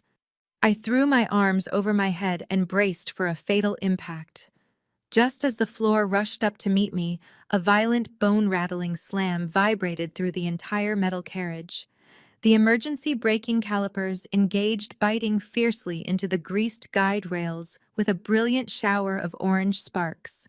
The car shuddered violently, tearing raw metal from the walls before slamming to a brutal, jarring halt between the 14th and 15th floors. I was thrown hard against the back wall of the carriage, hitting the cold metal floor. A thick cloud of white smoke and pulverized drywall filled the small enclosed space, making it entirely impossible to breathe. I coughed aggressively, pulling my shirt over my mouth and nose. My left shoulder throbbed with a sharp, agonizing pain, and my knees were badly scraped, but I was breathing. I was alive. Desmond had sent a man to cut the main hoist cables, and I had survived by a fraction of a second. Chloe. Caleb's voice echoed loudly down the dark shaft from the floor directly above me. I heard the desperate, frantic sound of heavy steel doors being pried open by pure brute force. A sliver of bright hallway light cut through the thick dust. "I am here!" I shouted back, my voice hoarse and raw from the smoke. "I am at the bottom of the car." "Hold on," Caleb yelled. The light widened as he fully forced the outer hallway doors open, pinning them back with a heavy marble trash urn from the lobby. I heard him jump down onto the roof of my trapped elevator car. A second later, the emergency escape hatch above my head was kicked open. Caleb's face appeared in the opening backlit by the hallway lights. His expression was a mixture of absolute terror and overwhelming relief. He reached his arms down through the hatch. "Grab my hands," Caleb commanded. I climbed onto the handrail running along the back wall of the elevator and reached upward. Caleb gripped my wrists with bruising force and hoisted me straight up through the narrow metal opening. We scrambled off the roof of the damaged car and pulled ourselves up onto the solid marble floor of the 15th level hallway. We collapsed side by side against the wall, breathing heavily and covered in a thick layer of industrial soot. Before either of us could speak, my cell phone vibrated violently in my coat pocket. I pulled it out, shielding the cracked screen from the glare of the overhead lights. A new text message had arrived from an unregistered burner number. I recognized the phrasing and the cadence immediately. It was Valerie. "God punishes those who disrespect their parents," the message read. "Next time the brakes will not catch." I stared at the glowing screen for a long, silent moment. I did not feel fear. I did not feel panic. I felt a cold, absolute rage settling deep into the marrow of my bones. I handed the cracked phone to Caleb. He read the vicious message, and his jaw tightened, his hands curling into tight fists. "They just tried to murder you," Caleb said, his voice vibrating with a dangerous, protective edge. "Your own mother knew about this." I wiped a streak of blood and dust from my cheek and looked at him. "When I was 10 years old, Valerie stood on the front porch and happily watched Desmond take a pair of wire cutters to my bicycle brakes," I said, my voice dead and completely hollow. I had just won the regional spelling bee instead of Jasmine. Jasmine threw a tantrum and locked herself in her room. To make her feel better, they sabotaged my bike. I rode it down the steepest hill in our neighborhood and shattered my collarbone. Valerie told me God was punishing me for showing off and making my sister cry. They literally have not changed Caleb. They use the exact same playbook. They just escalated the hardware. I pushed myself off the marble floor and stood up. The lingering shock of the elevator crash completely evaporated, replaced by a highly calculated predatory focus.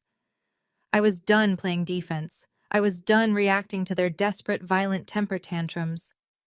"Where is Preston $20 million?" I asked, brushing the drywall dust off my coat. Caleb stood up beside me, wiping his hands on his slacks. "It is sitting in a locked federal holding ledger," Caleb replied. "You intercepted the wire transfer before it could hit the offshore Cayman accounts. The money is entirely frozen under your administrative liquidator credentials." "Good," I said, turning toward the emergency stairwell. "Desmond and Valerie are hosting their massive annual charity gala this Saturday at the Ritz-Carlton. It is the absolute crown jewel of Valerie High Society calendar. I want you to log into the commercial debt registry right now. I want you to use my corporate credentials to leverage that $20 million. We are going to legally purchase the distressed commercial debt portfolio that contains the mortgage for that exact hotel." Caleb paused, his eyes widening as he realized exactly what I was planning. "You want to buy the hotel debt? I am not just going to freeze their bank accounts anymore, Caleb," I said, pushing open the heavy stairwell door. "They want to play with my life. I am going to take their kingdom. By Saturday evening, I will be their landlord." The night of the Grand Charity Gala arrived with a suffocating wave of humid Georgia heat. The grand ballroom of the Ritz-Carlton was dripping in excessive, unimaginable wealth. Massive crystal chandeliers cast a brilliant golden glow over 500 of the most elite, influential citizens in Atlanta. State politicians, wealthy real estate developers, and high society socialites mingled around towering arrangements of imported white orchids, sipping rare vintage champagne. Desmond and Valerie were holding court near the grand entrance, playing the roles of the perfect philanthropic couple. Desmond was wearing a custom-tailored tuxedo, sweating profusely under the bright lights, but forcing a wide, charismatic smile. Valerie was draped in hundreds of thousands of dollars worth of borrowed diamonds, laughing at the mayor jokes and pretending her entire world was not currently on fire. They were desperate. My federal surveillance of Desmond's remaining accounts had revealed his ultimate endgame. He was completely broke and facing massive IRS indictments. He was using this highly publicized charity gala as a massive cash grab. He planned to aggressively solicit millions of dollars in untraceable donations, funnel the money through a clean shell account, and board a private jet straight to Dubai before the federal agents could secure an arrest warrant on Monday morning. Jasmine arrived an hour late, pushing her way through the heavy oak doors of the ballroom. She was wearing a skin-tight emerald green dress and a forced, strained smile. She looked completely exhausted. The socialites immediately swarmed her, eagerly asking where her handsome, wealthy husband was hiding. Jasmine lied through her teeth, reciting a perfectly rehearsed script about Preston attending a critical emergency business conference in London. She clutched her champagne flute so tightly, her knuckles turned white, pretending her marriage was a fairy tale, and ignoring the terrifying reality that Preston had vanished without a trace. Then the heavy ballroom doors swung open for a second time. The low hum of classical music and polite conversation slowly died out, rippling across the massive room until absolute dead silence fell over the crowd. Caleb and I stepped into the grand ballroom. I was wearing a stunning floor-length crimson gown that trailed heavily across the polished marble floor. I had not applied a single drop of makeup to my face. I had completely removed the white medical bandages. The jagged, angry red scars Desmond had given me were entirely exposed for the whole room to see. I wore them like a brutal, undeniable badge of honor. Caleb stood tall and composed beside me, wearing a sharp midnight blue suit, his presence radiating silent, dangerous authority. Valerie spotted me from across the room. The color instantly drained from her perfectly contoured face. The crystal champagne flute slipped from her fingers and shattered loudly on the marble floor.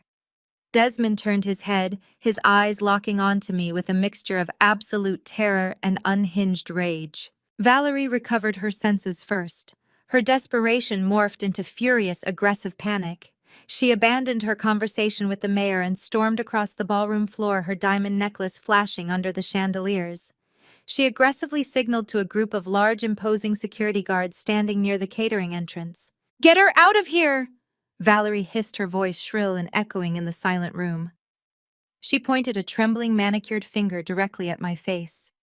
"This woman is trespassing. She is violently unstable. Security, remove this woman from my gala immediately."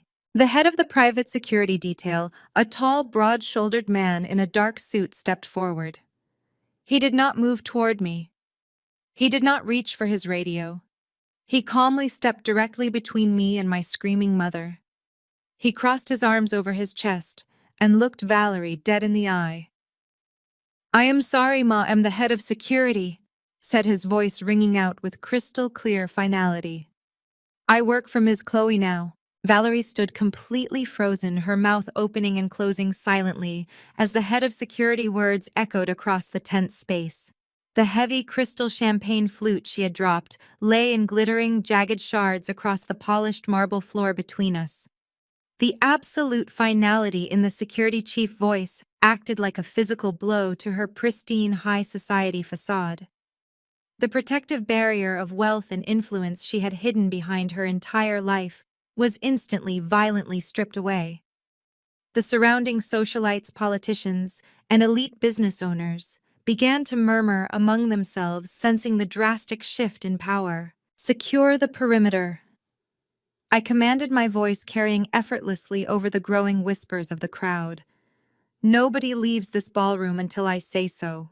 The head of security gave a crisp, professional nod. He raised his radio to his mouth and issued a rapid series of tactical commands. All around the massive, opulent ballroom, the imposing security guards sprang into coordinated action. They moved in perfect unison, shutting the heavy, ornate oak doors and sliding the thick steel deadbolts firmly into place with loud, echoing clanks. They positioned themselves squarely in front of every single exit, blocking any potential escape routes. 500 of Atlanta's most powerful and influential citizens were suddenly sealed inside the room. A wave of genuine panic rippled through the sea of expensive pastel silk dresses and custom-tailored tuxedos. Desmond's face contorted into a mask of pure, unadulterated madness. He realized instantly that his grand master plan was completely disintegrating.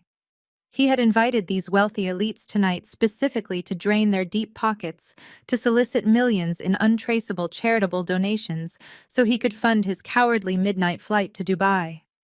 Now he was trapped in a locked room with his marks, his corporate assets entirely frozen, and the daughter he despised standing before him as the absolute authority. The suffocating reality of his total defeat pushed him straight over the edge of sanity. "You ungrateful, scarred freak!" Desmond roared, his voice vibrating with a primal, desperate fury. He lunged toward a passing waiter and violently snatched a heavy, full crystal champagne bottle from a silver serving tray. He raised the heavy glass weapon high above his head and charged directly at me, his eyes rolling back with murderous intent. He fully intended to crush my skull right there in the middle of the glittering ballroom. I did not flinch. I did not step back. I did not even blink. Before Desmond could bring the heavy crystal bottle crashing down, Caleb moved with blinding, terrifying speed. Caleb stepped smoothly in front of me, intercepting the violent strike with absolute clinical precision. He blocked Desmond's descending wrist with his left forearm, while simultaneously driving his right hand into the center of Desmond's chest. Caleb twisted Desmond's arm sharply behind his back, applying a brutal, calculated pressure to the joint. Desmond let out a loud, agonizing gasp as the champagne bottle slipped from his fingers and crashed to the floor. Caleb kicked the back of Desmond's legs, forcing the heavy older man to collapse directly onto his knees. The sickening thud of Desmond's kneecaps hitting the solid marble floor silenced the entire ballroom. Caleb held him pinned firmly to the ground, rendering the arrogant patriarch completely powerless in front of his entire elite social circle. I stepped slowly toward my father, looking down at him as he kneeled in the shattered glass and spilled champagne. He was breathing heavily, his face flushed with humiliation and pain. You always told me violence was the only language you respected, I said, my voice dropping to a harsh, icy whisper that cut through the dead silence of the room. How does it sound when someone else speaks it? Valerie let out a high-pitched, hysterical sob, clutching her diamond necklace as she stared down at her subdued husband. Chloe, please stop this, Valerie begged, her voice trembling with manufactured terror. You are ruining us. We are your family. I turned my gaze slowly toward my mother. When I was 10 years old, you stood on the front porch and smiled while you watched Dad take a pair of heavy wire cutters to my bicycle brakes. I said, my tone dead and completely hollow. I had just won the regional spelling bee instead of Jasmine. Jasmine threw a massive tantrum and locked herself in her room crying because she was not the center of attention. To make her feel better, you both deliberately sabotaged my bike. I rode it down the steepest hill in our neighborhood.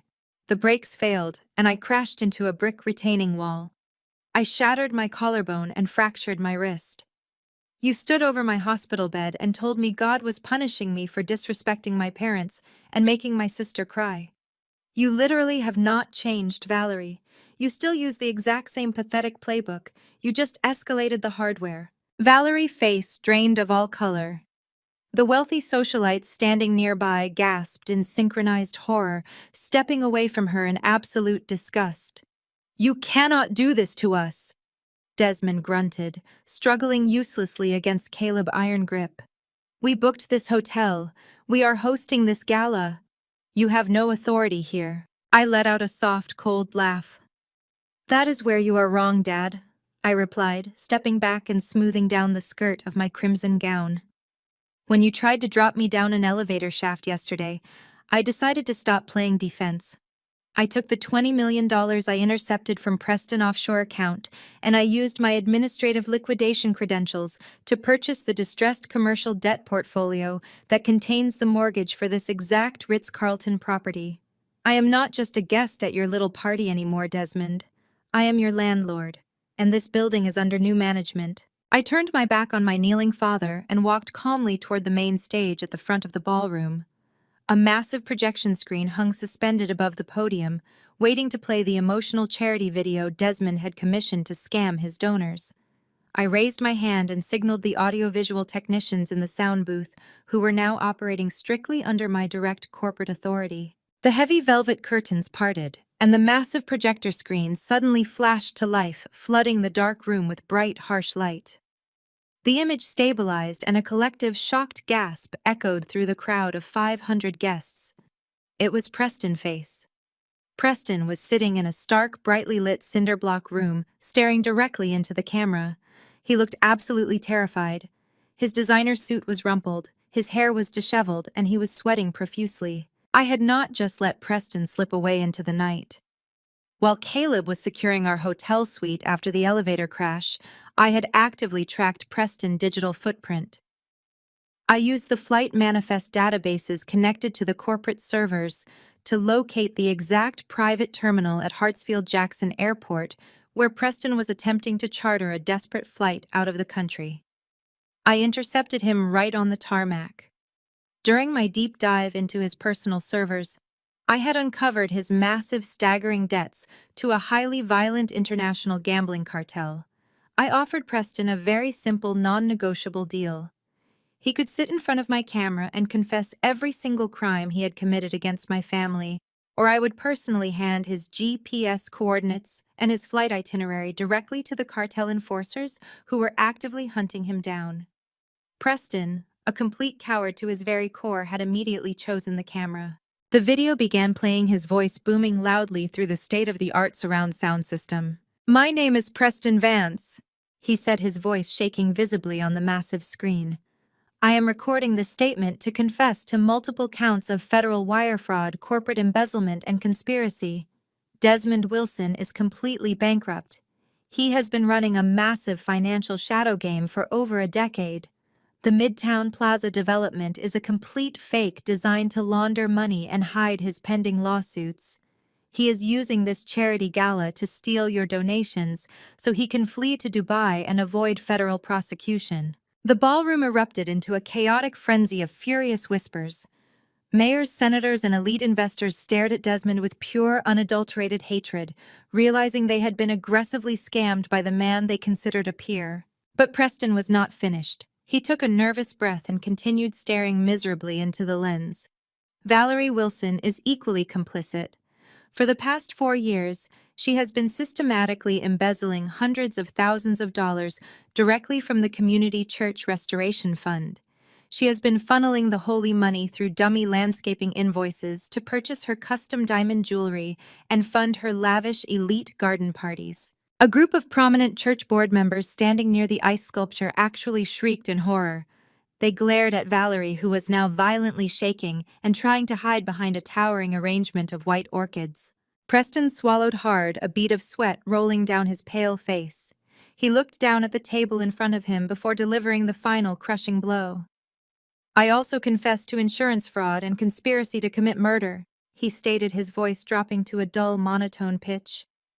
"I never loved Jasmine Wilson. I only married her because Desmond was an arrogant, blind fool, and his company was an incredibly easy mark. 3 weeks ago, I took out a secret $10 million life insurance policy on Jasmine with a double indemnity clause for accidental trauma.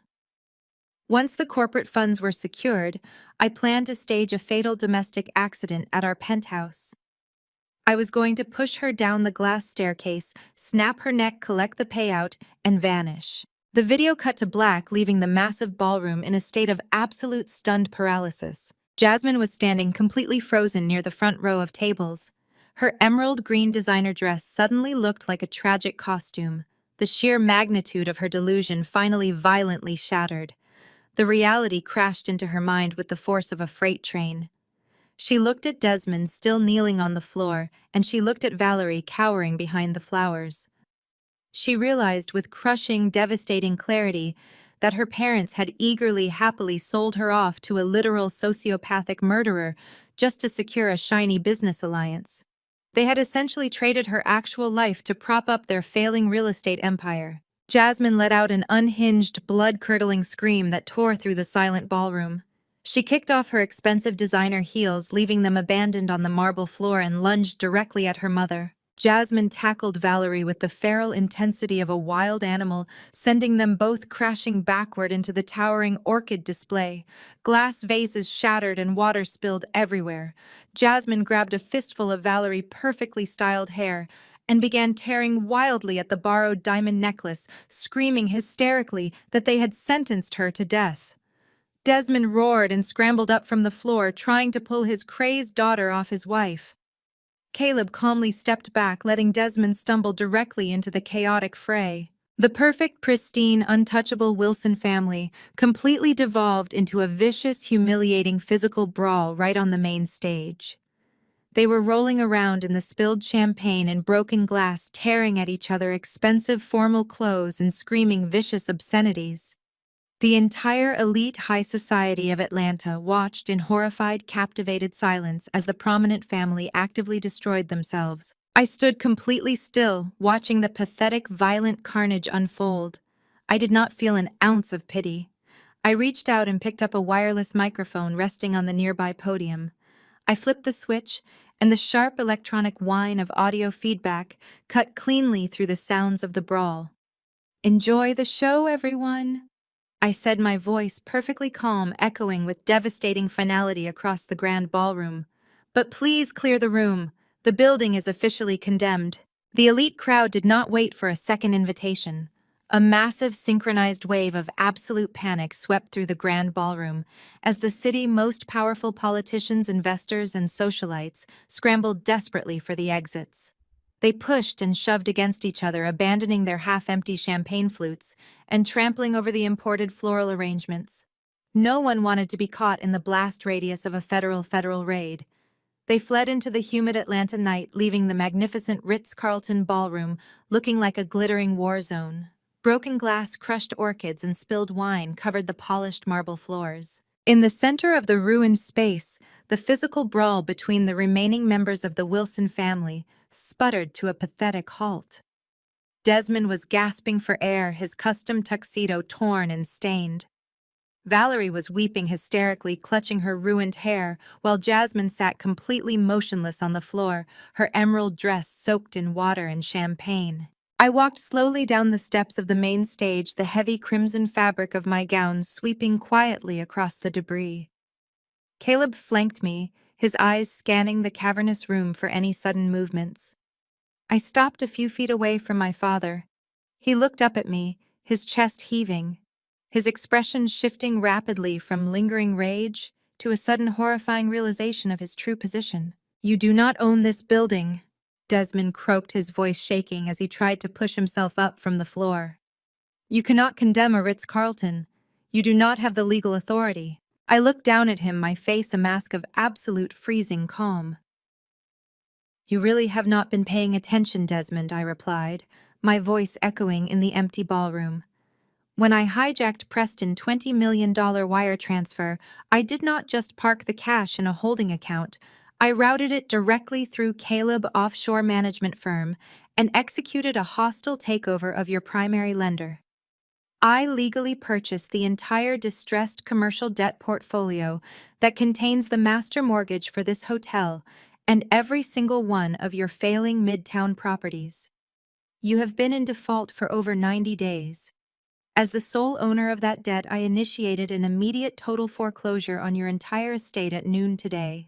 Desmond's face turned the color of wet ash. His eyes darted around the room as the sheer magnitude of his financial obliteration finally crashed over him. "You do not own the mansion in the suburbs anymore," I continued, stepping closer. "You do not own the corporate high-rise. You do not own the cars, the offshore shells, or the art collection.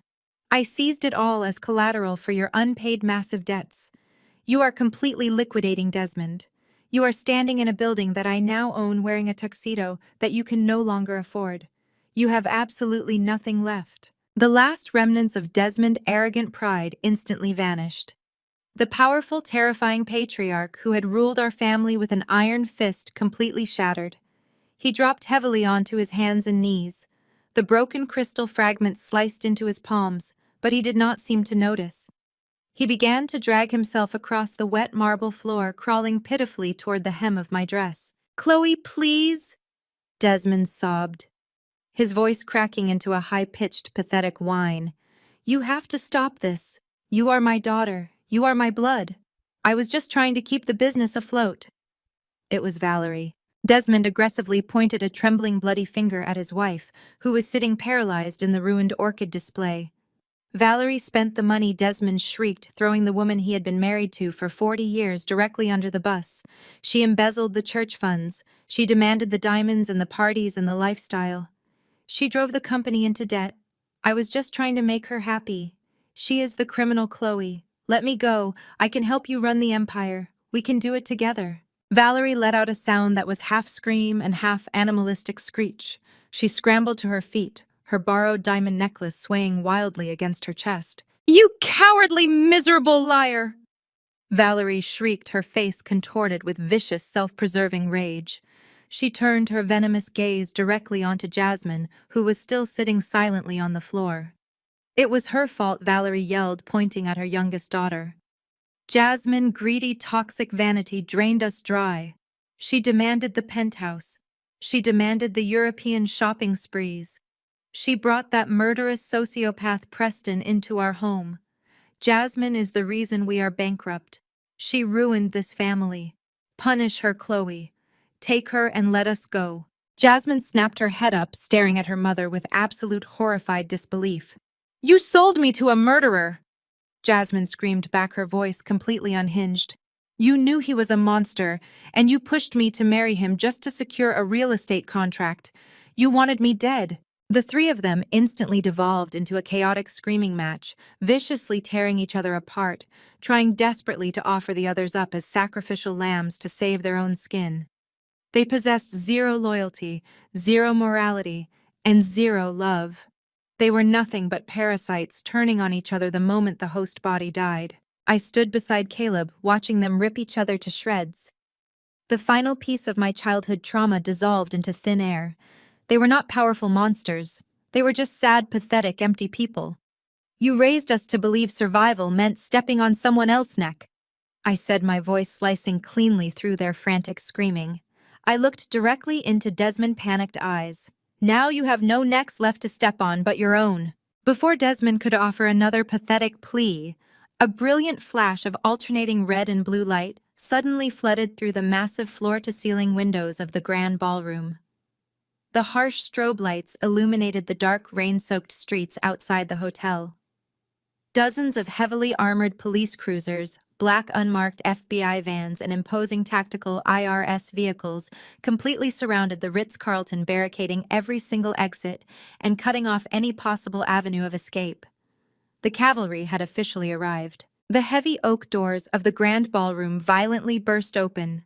A massive tactical unit of federal agents and heavily armed police officers swarmed into the room, their heavy boots thundering against the marble floor. Bright tactical flashlights cut through the dim lighting, pinning Desmond, Valerie, and Jasmine exactly where they stood. Desmond Wilson, a stern-looking FBI agent, shouted, his voice booming with unquestionable authority. He marched directly toward my father, pulling a pair of heavy steel handcuffs from his tactical belt. You are under arrest for massive corporate fraud, international money laundering, federal tax evasion, and the aggravated physical assault of Chloe Wilson. Desmond did not fight back. He did not yell for his elite defense attorneys. He simply went entirely limp, sobbing loudly as the federal agent roughly yanked his arms behind his back and locked the cold metal cuffs securely around his wrists. The reality of a life sentence in a federal penitentiary broke him completely. 2 steps away, a female IRS special agent grabbed Valerie by the arm. Valerie Wilson, you are under arrest for federal wire fraud and the malicious embezzlement of nonprofit charity funds, the agent stated, reading her rights with clinical precision. Valerie thrashed wildly against the agent's grip, her expensive gown tearing at the shoulder. She dug her heels into the marble floor, her eyes darting frantically around the room, until they locked onto me. Chloe! Valerie screeched, her voice echoing with sheer terrified desperation.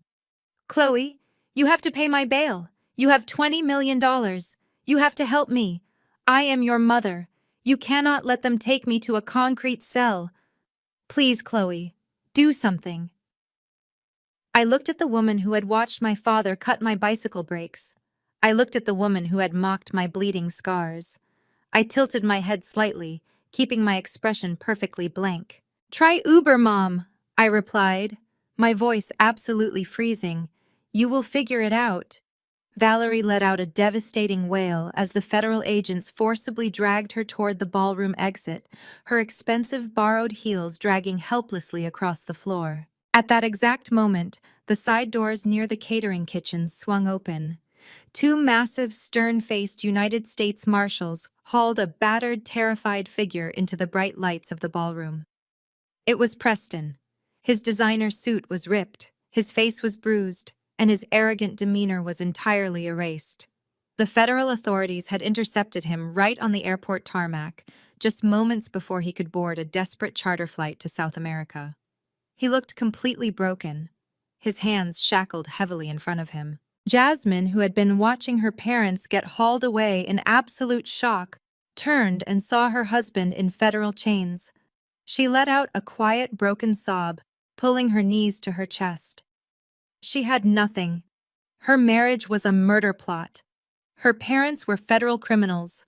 Her entire identity as a wealthy elite socialite was completely vaporized. A female federal agent walked briskly over to where Jasmine sat on the floor. Mom, the agent said, her tone strictly professional. We have a federal seizure warrant for all assets purchased with embezzled corporate funds. We need the jewelry. Jasmine's hands trembled violently as she reached up to unfasten the massive diamond necklace Preston had given her for their anniversary. She slowly handed over the necklace, followed by her diamond earrings, her platinum bracelets, and finally her massive custom engagement ring. The federal agent dropped the millions of dollars worth of stolen jewels into a clear plastic evidence bag, sealing it tightly. Jasmine sat shivering in her ruined, wet dress, completely stripped of her manufactured armor. She slowly raised her head and looked up at me. Her eyes were wide and red-rimmed, stripped of the usual arrogant venom. She looked at the crimson gown I was wearing.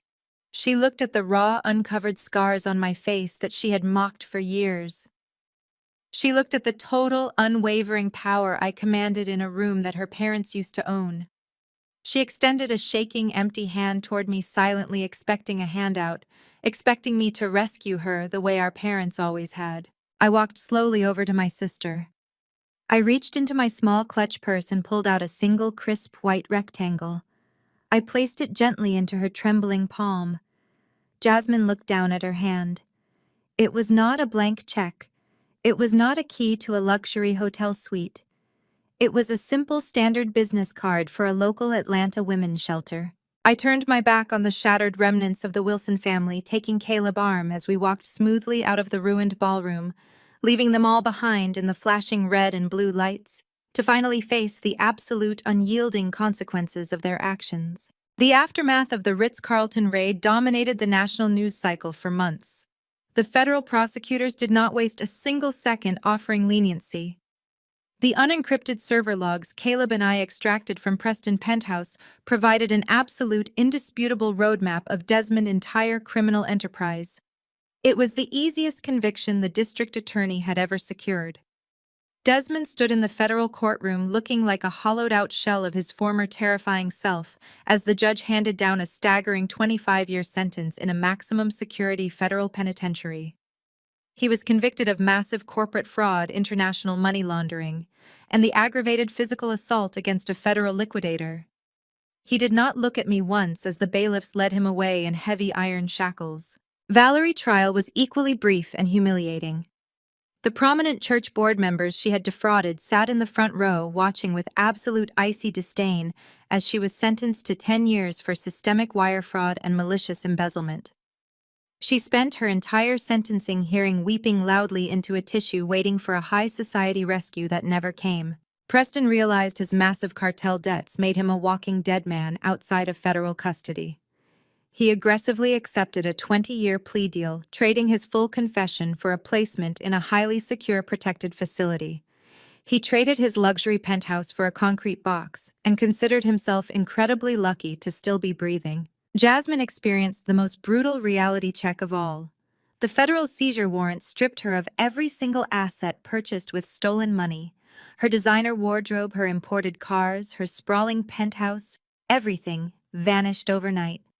Her massive social media following immediately turned on her, transforming her comment sections into a toxic wasteland of mockery and disdain until she was forced to permanently delete her entire online presence. Last Tuesday, I saw a candid photo of her published in a local gossip blog. She was wearing a cheap polyester uniform, scanning barcodes behind the register of a discount retail store in the outer suburbs. Her face was exhausted and completely devoid of the arrogant venom that had defined her entire existence. She was finally living the unremarkable life she had always mocked. With the key players permanently locked away, the federal bankruptcy courts officially appointed me as the primary liquidator for Wilson Real Estate Holdings. I spent the next 6 months systematically dismantling my father's toxic empire piece by piece. I sat at the head of the boardroom table and legally dissolved every single corrupt shell company. I sold off the failing Midtown properties to legitimate developers and ensured that every defrauded contractor and cheated investor was paid back in full. I stood on the sidewalk in the financial district and watched a heavy construction crane rip the massive gold Wilson logo off the side of the corporate high-rise.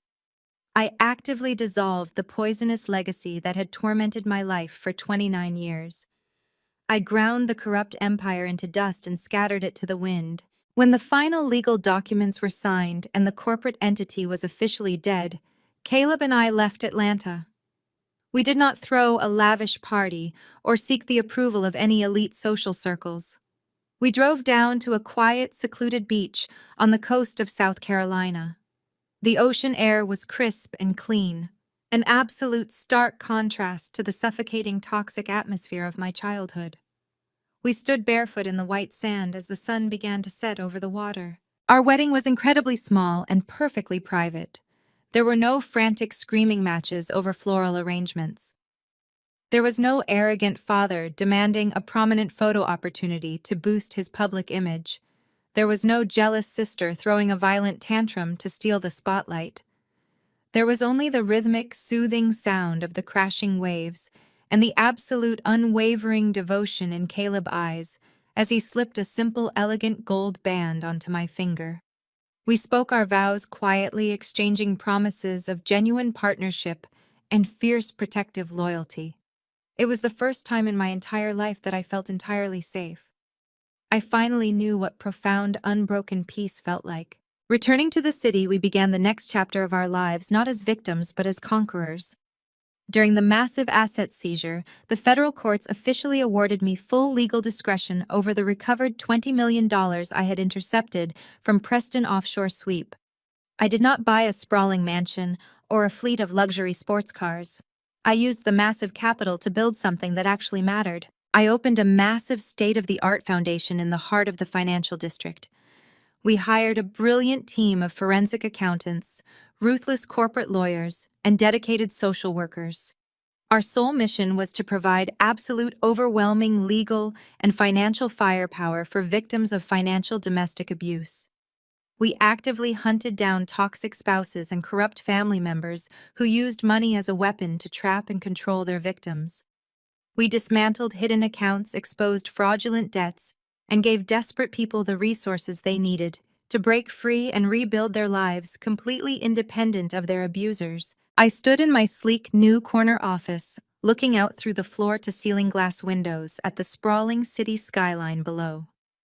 The afternoon sun cast a warm golden light across my polished mahogany desk, illuminating the stacks of legal files we were preparing for our next major case. Caleb walked into the office carrying 2 cups of coffee, his presence a steady, grounding force. He smiled, handing me my cup and pressing a soft kiss to my temple before stepping back to admire the view with me. I looked at my reflection in the dark tinted glass of the window. I raised my free hand and gently traced the jagged, uneven line of the scar on my cheek. The memory of the landscaping brick my father had thrown no longer carried any power over me. The pain and the humiliation were completely gone, replaced by an ironclad sense of purpose. I smiled a genuine, fierce expression of absolute triumph. The scar was no longer a tragic mark of victimization. It was the undeniable battle scar of a queen who had taken a single thrown brick and used it to build an empire.